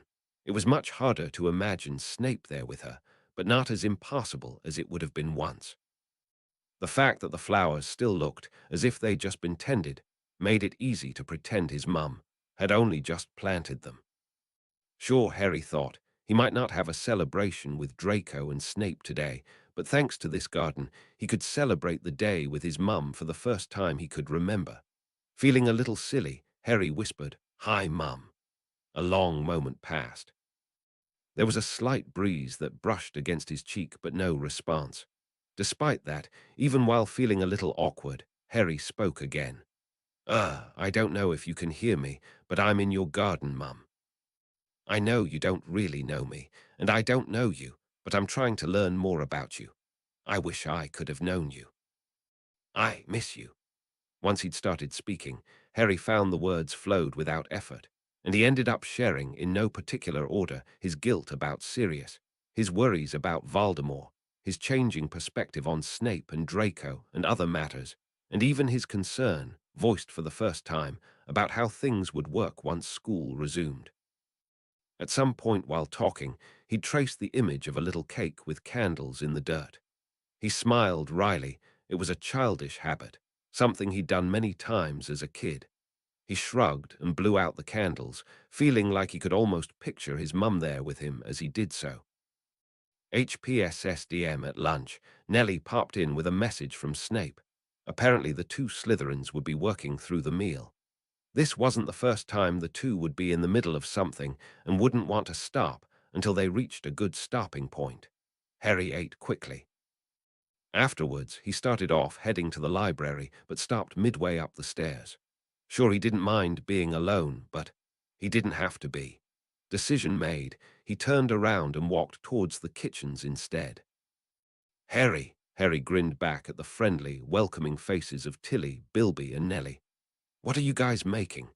Mind if I help?" It required much less convincing this time before Harry was set up working side by side with the elves. They fell into easy conversation. They were only too happy to regale Harry with stories of the manor over the years, and he found the stories fascinating. As Harry stirred his infusion of lemon peels in milk for a lemon filling for cream puffs, a thought occurred to him. "Tilly, you said you've known Professor Snape as long as he's been here, right?" Tilly nodded. "Do you remember a friend ever coming to visit him?" The little elf's eyes lit up. "Oh yes, there was Miss Lily. She was coming every summer for a few years, and Severus was never so happy as he was then." Tilly's ears drooped as she continued. "But then she stopped coming, and Severus was very sad. I asked him, and he was very snappy to Tilly. He even came later to apologize." Harry nodded. It was no longer so unbelievable to him that Snape could apologize to someone. The snappiness, of course, would never have been a surprise. "Can you tell me some stories about them?" At the elf's questioning look, Harry added, Lily was my mum." It looked as if the elves' eyes might pop out from their faces. They looked at him in such surprise. "Harry is Lily's son." Yeah, but she died when I was little, so I don't know much about her. I only just learned she was friends with Snape." Tilly suddenly grabbed Harry's hand and tugged him down with surprising strength until he knelt in front of her. "I will tell you all I remember if you want, Harry." Harry nodded. "Thanks, Tilly," he croaked before clearing his throat. "I'd like that." The next hour was spent with the elves telling him stories of Lily and Save as they busied themselves around the large kitchen. Harry felt almost embarrassed hearing his scary potion teacher's childhood nickname, but had to admit it didn't seem out of place in the context of these stories. HPSSDM, Severus pressed his fingertips to his temples to try to ward off the headache he felt coming on. He had stayed up far too late last night researching Potter's Horcrux problem. The good thing was, he thought he'd found a few promising leads to look into further. The bad thing was, he felt like shite. And to make it worse, he was pretty sure something had slipped his mind about today. As someone who prided himself on his memory, it was an uncomfortable feeling. He looked over at his godson, seeing the calm, satisfied look on his face as the boy put the finishing touches on his potion for the day. Draco seemed to carry himself much differently now. He was happy and confident and was much less prone to slipping into moments of depression. Severus had to admit Potter deserved some of the credit for helping the boy. Potter, that was it. Potter's birthday, blast it all. And there he had been, just last night, specifically planning not to ignore the day. As it turned out, he had done a remarkable job of just such a thing after all, albeit unintentionally. Why had the blasted boy not said anything? Because he's not James Potter. He's quite different, in fact, a voice in his head answered. He supposed he really ought to do something for the boy. But first, Draco. Yes, Uncle Save. Perhaps you could invite Potter out for a game of Quidditch today. Draco stared at him in obvious surprise. Save, are you feeling all right? Why would you suggest that? Unless it's to get Harry out of the house for a bit. That is it, in part. It also has the benefit of giving the boy a reasonably enjoyable time on his birthday. Draco froze completely at that. What did you just say? Potter's birthday? Don't tell me it's today. I am indeed telling you that. But then, why didn't Hess say anything? Draco looked truly confused and distressed and a little hurt. Severus hurried to reassure his godson that it wasn't his fault. Presumably it has the same root as what is behind his general tendency to slip into the shadows, hide, and dissemble. But this just makes us look like gits, Draco muttered, scowling. Fine, sure I'll take him out flying. But I'm going to have a conversation with him when I do. By all means. Looking more satisfied, Draco cleaned up his potions equipment before excusing himself from the lab. HPSSDM, Severus retreated to his study. Now he'd lost much of the day and still had no clear idea of how to make the day an acceptable one for Potter. He turned to look at the flue. It was pulsing, indicating someone had tried to reach him when he was unavailable, much like the blinking light on a Muggle answering machine. There was only one person it could be, but he waved his wand to check the signature nevertheless. Albus. With a sigh, Severus leaned down and called his old teacher. Severus, perfect timing, my boy. I was just about to step out. Would you mind ensuring young Harry receives these? Severus reached out to take a small handful of parcels from the older man. Very well. Severus cut the connection before the chief warlock of the Wisengamot could pierce him with those damn eyes any longer. At least he was no longer empty-handed, Severus thought, examining the gifts in front of him. Of course, none of them were thanks to him, but at least Potter would receive something on his birthday. Perhaps there was no need to get him anything, now that Severus saw Potter would be provided for by others. But no, that was poor form, and it would be especially so considering they were making small positive steps in their relationship. What did he know about the boy, really? Harry Potter was surprisingly unassuming. He was capable of taking an interest in academic subjects when given the right push. He had grown up neglected and presumably without many friends. He was fiercely loyal to those friends he did have. He was secretive. He knew next to nothing of his mother. Severus stopped pacing as an idea came to him. HPSSDM, Harry. Draco rolled his eyes at the look of his fellow Hogwarts student, a little more disheveled than usual, a bit of flour in his unruly hair. He had had to call a blasted house elf to tell him Potter's location. Said elf was now handling presumably the same flower the Gryffindor had in his hair. Harry's eyes widened. Ah, hey, Draco. What are you doing? Baking, he asked, trying to hide his incredulity. This was not the first time Draco had entered this kitchen of his own accord, but those previous visits were always short, the goal usually being to bully the elves into handing over some sweets. "Just finishing up," Harry grinned, grabbing a tray of pastries. "Want to try some?" We were just about to enjoy them. Draco bit back his initial impulse to reject the offer outright. After all, eating pastries Harry made, in a kitchen, together with house elves, was so far from what he was used to. But then again, many things about his life were different now. "Sure," he consented, and let Harry guide him over to sit at the kitchen table. The elves and Harry also took a seat. The whole thing was surreal, but when Harry again held out the tray of what were apparently cream puffs, Draco hesitantly took one eyebrow raised. "Sure you're not trying to poison me, Potter? Try it before you judge," Harry urged. Sighing, Draco took a small bite. His eyes widened. "You made this," Harry shrugged. "It's simple." The lemon cream was just the right amount sweet. It reminded him of those lemon tarts he and Severus enjoyed a little while back. "Tilly was just telling me stories about Mum and Snape as kids." Draco blinked. That statement served to completely derail his previous train of thought. Draco regarded the elves critically. Potter interacted so naturally with them, as if they were peers, something he had certainly never seen them as at all. Of course, even Draco could see the logic in speaking to them if they had information of value like that in fact. That gave Draco an idea. "Shall we go flying, Harry?" Harry smiled at him. "Sure, that would be great." "Excellent, I'll meet you there."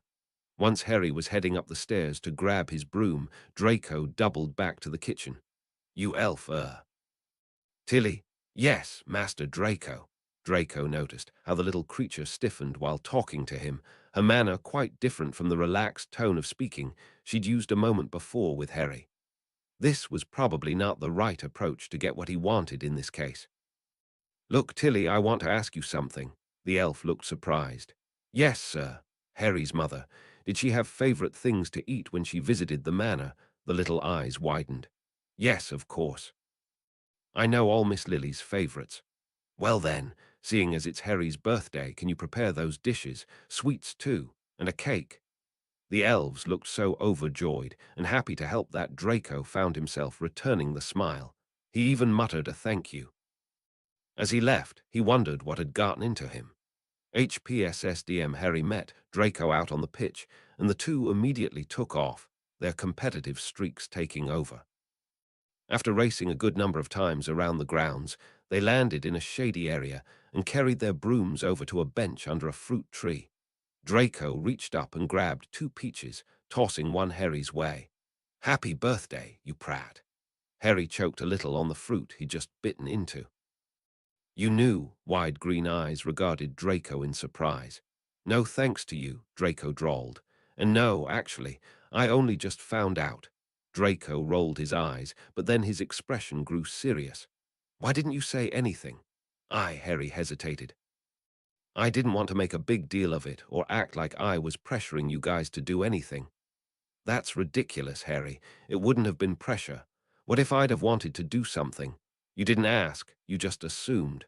"How presumptuous of you," Draco sneered. That is." Harry didn't seem to be able to manage a response, and Draco sighed, his annoyance draining away. Now he just felt tired. "You figured we might ignore it anyway, even if we did know. You didn't want to risk getting hurt like that, am I right?" Harry flinched. Draco had hit the nail on the head. Even though it wasn't something he'd been conscious of, it was undoubtedly part of it. "Don't give people the chance to hurt you, because they undoubtedly will," was something he'd learned from the Dursleys long ago. And old habits die hard. "Your Muggle relatives were beasts. I blame them for this. But how could you imagine we'd be like that?" "I know you wouldn't. But Snape, Severus' opinion of you has changed. I know you've noticed that. Give him a chance to surprise you, Harry." "So what, those disgusting Muggles completely ignored your birthdays?" Harry shrugged.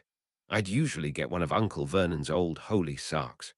So a gift, so terrible that getting nothing would have been preferable." "I see." Draco looked Harry in the eyes, trying to get the other boy to see he was being sincere. Harry, I'm not going to demand you tell me anything you feel uncomfortable sharing, but I hope you won't keep me from being a friend in basic ways. Getting to celebrate your birthday is one of those things. Eventually, Harry seemed to crack and offered him a smile, shaking his head. Okay, Draco, you win. Of course I do, he drawled. Well, we don't have much time before dinner, I suppose. Want to race to the dining room? I don't think Snape would approve, Harry laughed. What he doesn't know won't kill him. Harry shook his head, but at least he was full on grinning now. HPSSDM Severus was already seated in the dining room when the two boys came in. They looked flushed and a bit giggly.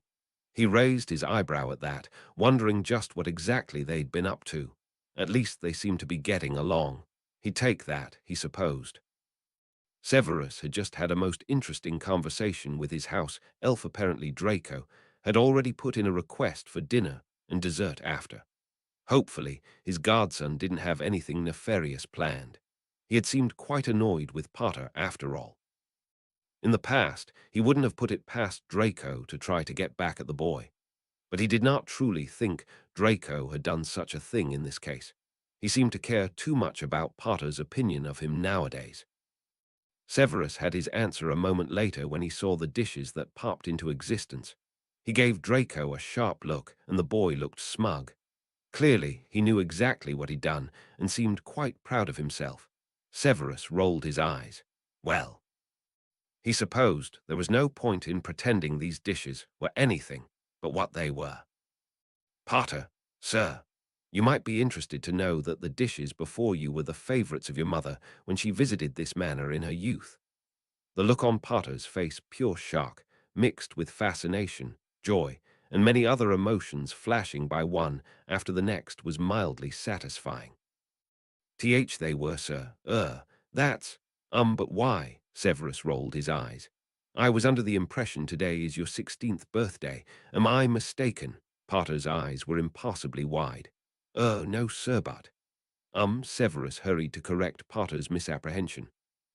As to the matter of these dishes, you have my godson to thank for it.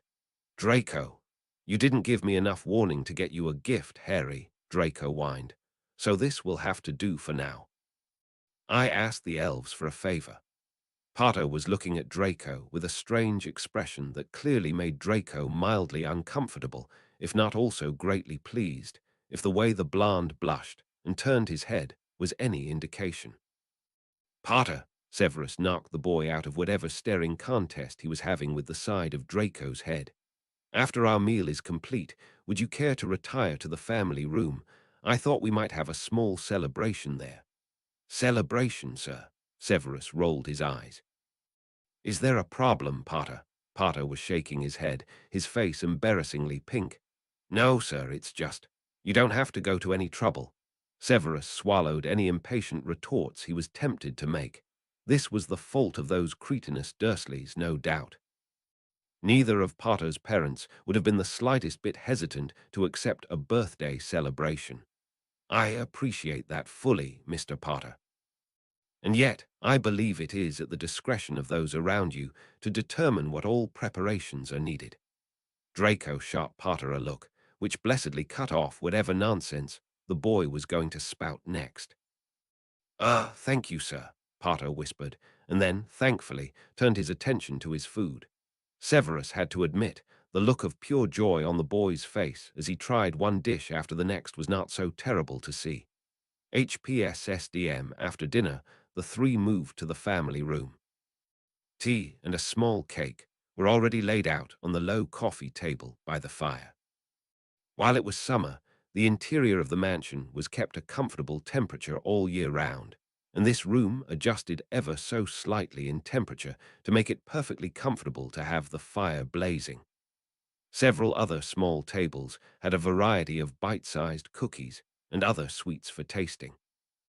Severus and Potter took an armchair each, with Draco occupying the love seat between them, and Severus charmed the teapot to pour the hot drink into each of their cups. You had a hand in the sweets as well, I see. Severus rolled his eyes.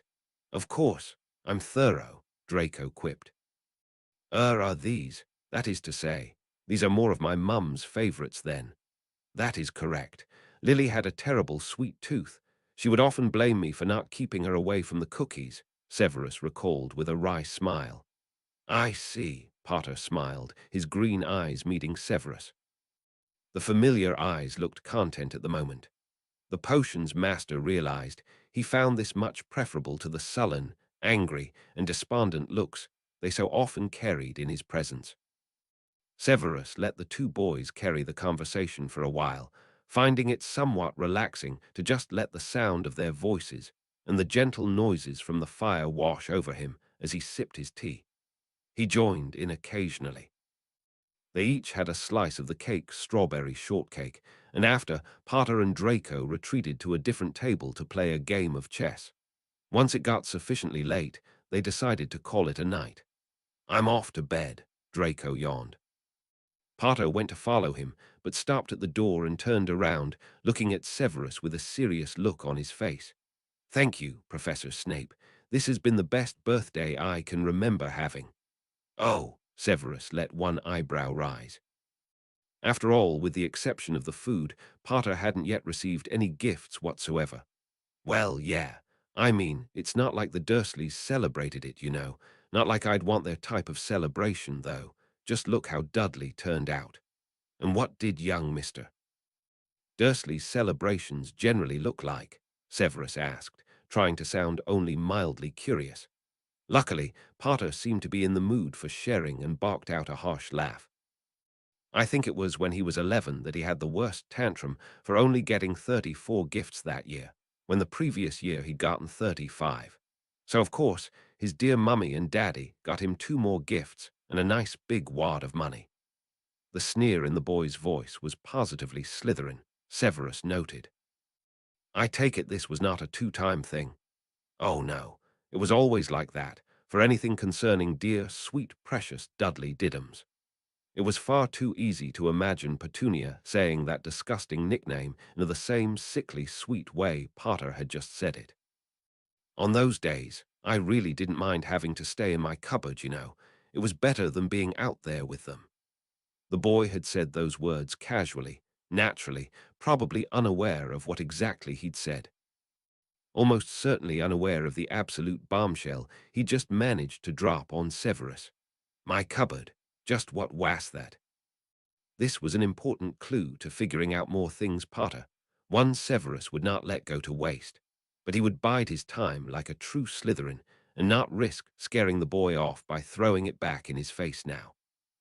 I imagine your birthdays were quite unlike dearest Dudley's then, Severus sneered the name, mimicking the way Potter had done. Yeah, quite unlike, Potter muttered. An old holy sock was usually what I had to look forward to. Sometimes they'd ignore it completely. I got used to it. It wasn't a big deal, Potter shrugged, finally starting to look uncomfortable again, perhaps realizing how much he'd admitted. Though again, Severus was sure Potter did not truly realize just how much he had let slip. Anyway, thanks again, sir, really. Severus waved aside the boy's thanks. Before you leave, Mr. Potter, Professor Dumbledore bade me ensure you received these. I would presume they are from the other members of your golden trio. Potter accepted the shrunken packages from Severus, carefully pocketing them. Thank you, sir. Severus hesitated for just a moment before handing over a book. Take this as well, Potter. Potter took it carefully. A fifth-year potions book, sir. Lily and I had gotten into the habit of procuring our books for the following school year early in the previous summer. We would then proceed to go through the book together, making edits and modifications as we did, trying out different versions of these recipes. This was my copy, but many of the notes inside are Lily's. Potter was staring at him with eyes so wide Severus feared they might pop out of his skull. I figured you would appreciate it given your newfound interest in the realm of potions. It was just gathering dust here, anyway. Potter opened and closed his mouth several times, apparently unable to vocalize for a moment. Eventually he managed, but he sounded a bit choked up, much to Severus' horror. Thank you so much, Professor Snape. I can't thank you enough. It is nothing, Potter, Severus said, fearing the boy would lose control of his emotions. Potter shook his head, mercifully seeming to wrest control back. Thank you, Professor. I will take good care of it. See that you do. Good night, sir. Happy birthday, Potter. As the boy walked away, clutching the book to his chest as if it were a prized possession, Severus decided he was glad he had decided to make the gesture.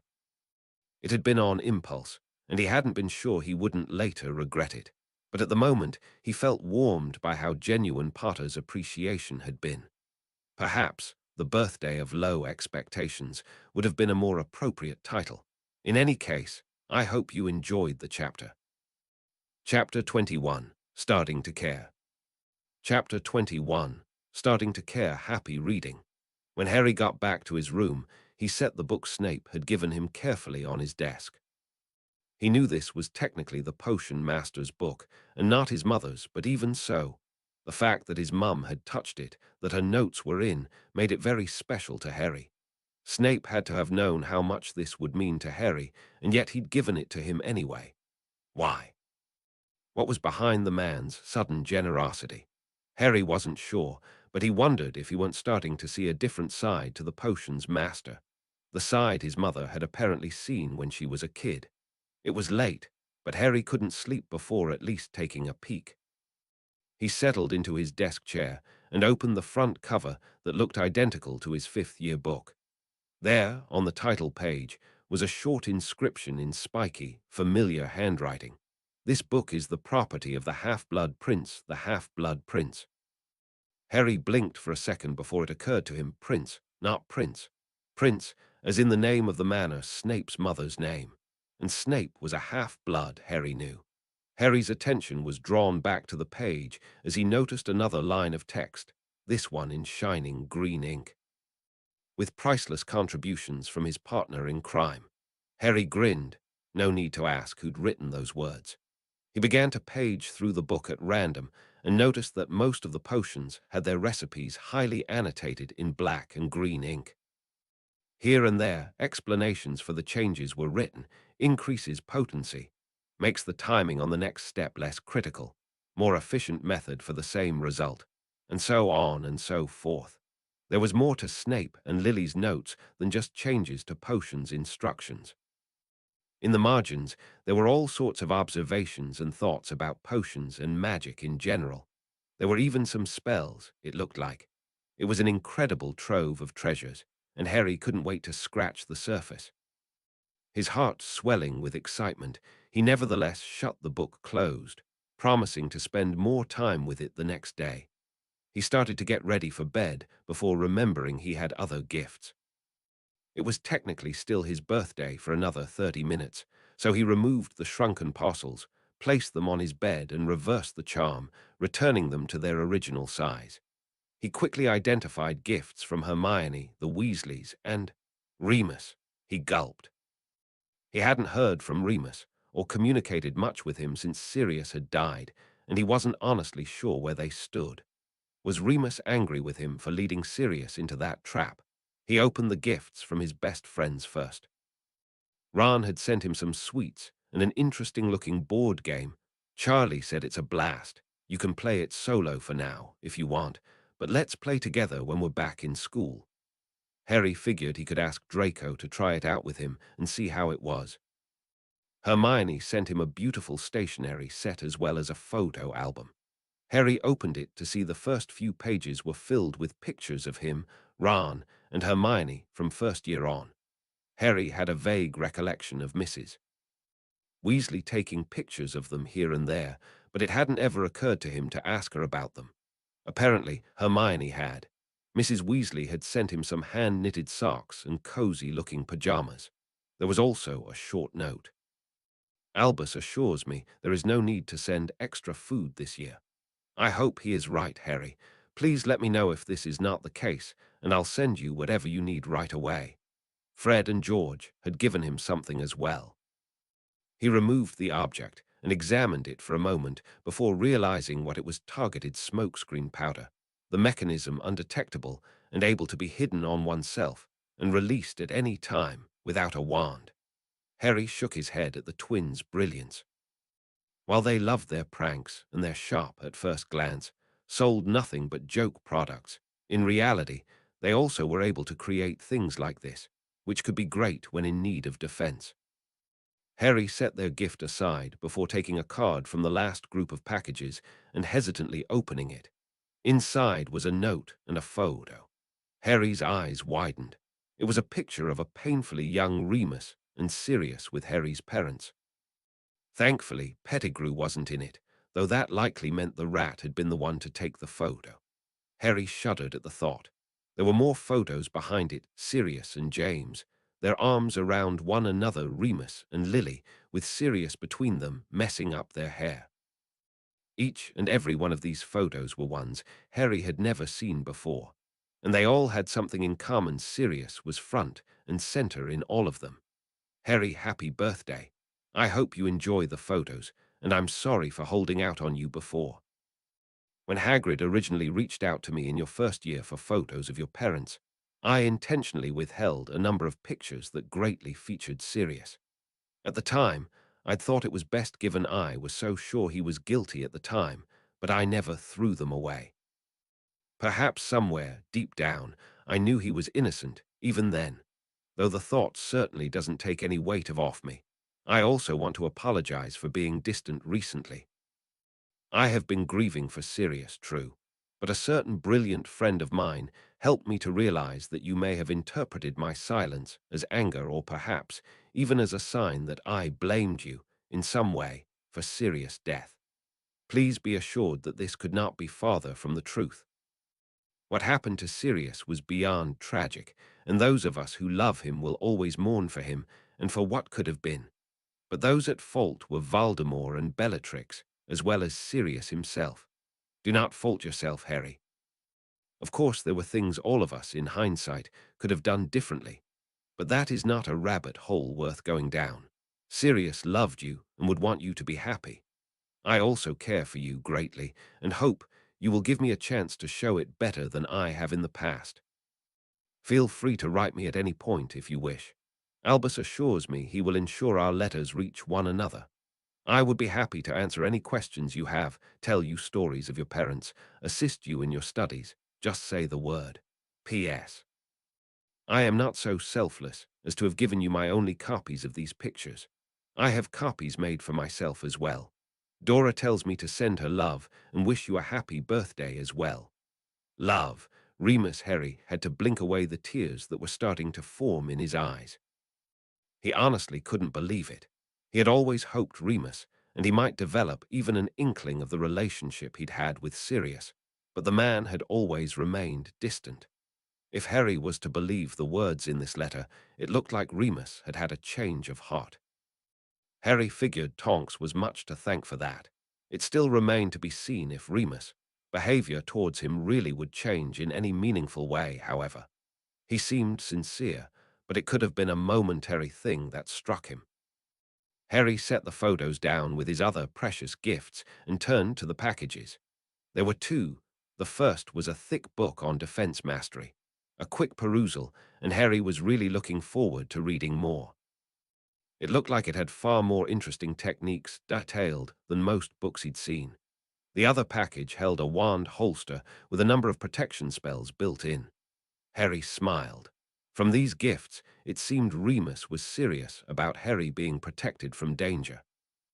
As Harry drifted to sleep that night, he wondered at how content he felt. Even with Sirius gone, it felt as if Harry was not so alone as he'd felt before, as if he were surrounded by family.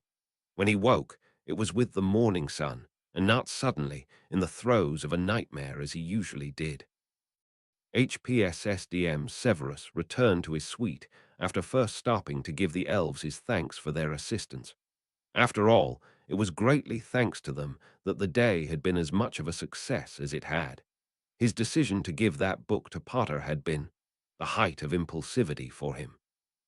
But now, remembering the truly grateful look on the boy's face, he couldn't bring himself to regret it. Potter was clearly starved for information about his mother and would jump at the chance to learn more about her. Given that, Severus had presumed a gift such as this would be appreciated. He had not been disappointed. Severus supposed he could try to share more stories with the boy, but he didn't fancy a heart-to-heart becoming a common thing between them. The potion master no longer disliked the boy. In fact, if he were honest with himself, he was coming to almost like having his presence here at the manor. Once Potter had been given the chance to settle in, he had shown himself to be respectful and studious, and he had undoubtedly helped Draco a good deal. In addition to lifting Draco's haze of depression, Potter seemed to have been a positive influence in other ways as well, as surprising as it was.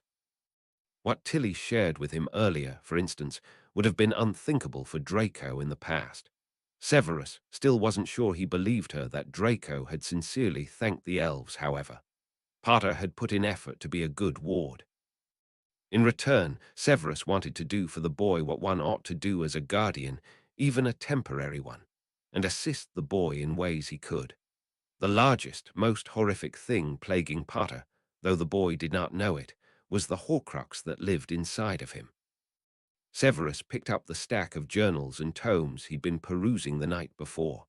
He'd almost forgotten that Regulus had left him a number of his notes and books when he died. Severus had wondered why at the time, but after delving into some of it now, Severus understood. Regulus, the young fool, had been trying to determine a way to take down the Dark Lord, and he had gotten surprisingly far. In his notes was compiled a great deal of information he'd gathered about the Dark Lord's Horcruxes, including methods for destroying them and several of their suspected locations. Regulus must have figured Severus would be another one likely to turn traitor against the Dark Lord, and perhaps had hoped that, by leaving him this information, his mission would still have a chance at success, even if he wasn't around to see it. It was quite the risk he had taken, entrusting these to him, as if Severus had turned out to be loyal to the Dark Lord after all, these notes may have led to further strengthening of the Dark Lord's defenses. Severus rolled his eyes. Regulus did have a bit of risk-taking Gryffindor impulsiveness in him after all. Then again, he also had a keen understanding of human motivation and had often understood Severus better than Severus understood himself. Maybe this was one of those times. In any case, Severus was extremely grateful to his old friend. Thanks to Reg, the research he himself needed to do had been greatly reduced. Tomorrow, he would go with Albus to hunt one of those thrice-damned soul containers. He'd make sure the old wizard didn't do anything foolish. But that was not his only mission for tomorrow. He had a detour in mind he wanted to take while he was out, a trip to Privet Drive. The last hint Potter had let slip his cupboard was just too intriguing to let sit. HPSSDM, August 1, Wednesday at breakfast, Severus informed the boys he'd need to leave the grounds for some time. Despite that, the boys were determined to use the lab again. "Please, sir. I'd really like to try out some of the recipes you and Mum came up with. I'll make sure to keep Potter in line." Severus noted that Draco looked interested, but not shocked at Potter's mention of the recipes he had developed with Lily. Apparently, Potter had already briefed the boy on his way to breakfast. "Fine, but only after first understanding what exactly the changes to the potions you work on do. And Dana touched the spells in that book without me there to explain them first. While there was nothing the least bit dubious in the book he's given Potter, his more dubious spells started to find their way into the margins in 6th year, when he didn't have Lily's positive influence to keep him from his darker, more violent tendencies. But even if this book was completely benign, casting spells without knowing exactly what they were intended to do was a bad habit to get into. With a nod and quick, "Yes, sir," Potter wolfed down his food, appearing a completely different boy than the scrawny waif he'd been on his arrival here. He and Draco soon excused themselves. Bottled basilisk venom in hand, Severus flew to Hogwarts, and together, he and the headmaster ventured to an area outside of Little Hengleton. They slowly approached a dilapidated shack that had apparently once belonged to the Dark Lord's mother's family. The whole place reeked of dangerous dark magic. Severus was doubly glad he had elected to come on this expedition when, after disarming many enchantments, they had finally extracted the Horcrux, a ring, from the house when Albus, appearing to be in a trance of some sort, made to put the damn thing on. Without hesitation, Severus petrified the old wizard, grimacing only slightly at the unpleasant noise as the wizard toppled over and hit the ground. "Apologies, Albus, but I am certain you would have been in far worse pain had I not interfered. That ring is almost certainly cursed." He released the spell partially so Albus could speak. Thank you, my boy. I'm certain you are right. Forgive an old man's weakness." Severus nodded, and receiving a noise of consent from the old wizard, removed the vial from his pocket and let a few drops fall on the ring. A horrible, high-pitched scream let loose from the ring, followed by an apparition that shape-shifted into different forms. Severus didn't even blink when the faces of Lily, his father and his mother all appeared before him. Severus just sneered. These were nothing but cheap tricks on the part of the Dark Lord. Eventually it went silent, and Albus took the ring carefully, putting it in a special box.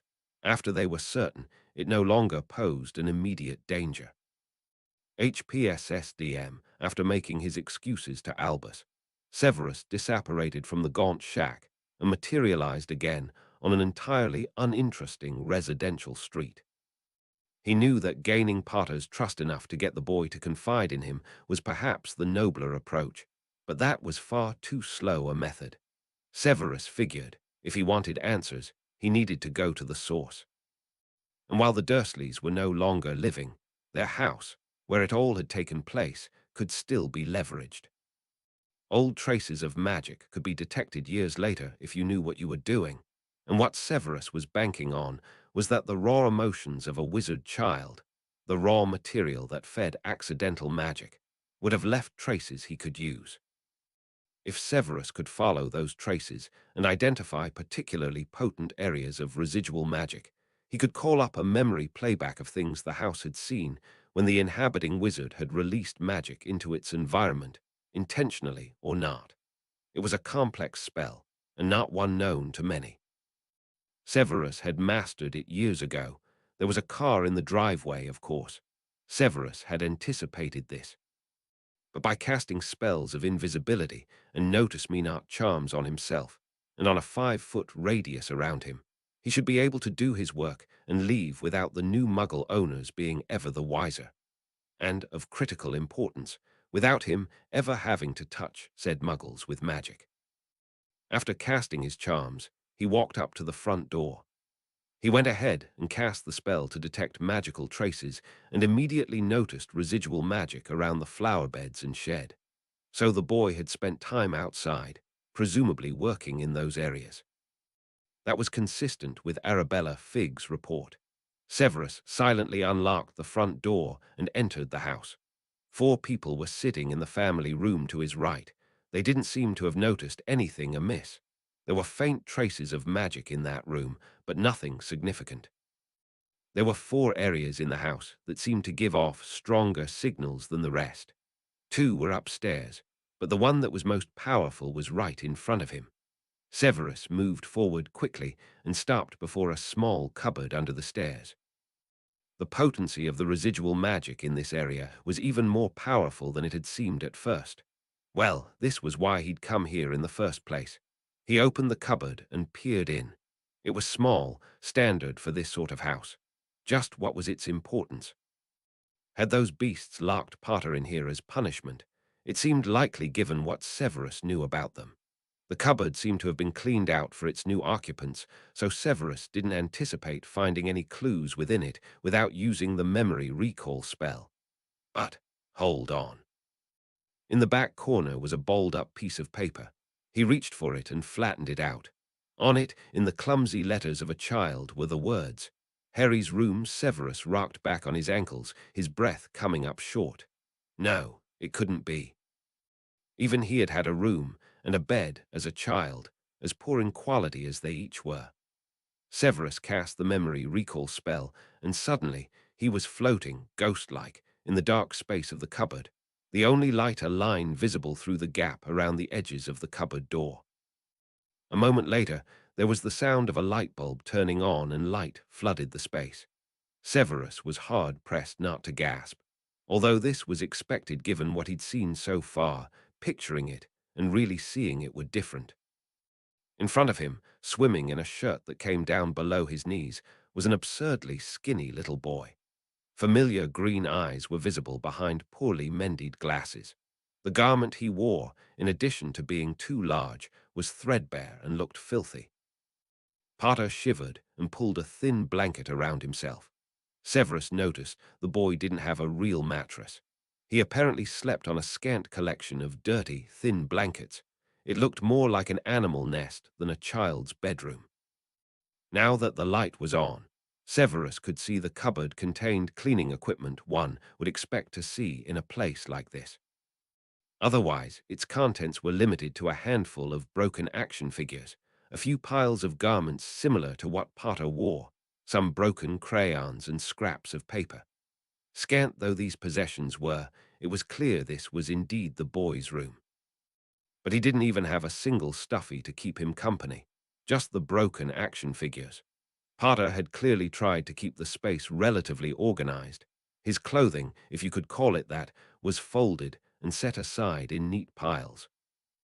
On the door to the cupboard was the same paper Severus had found himself, though at this time it was taped to the wall.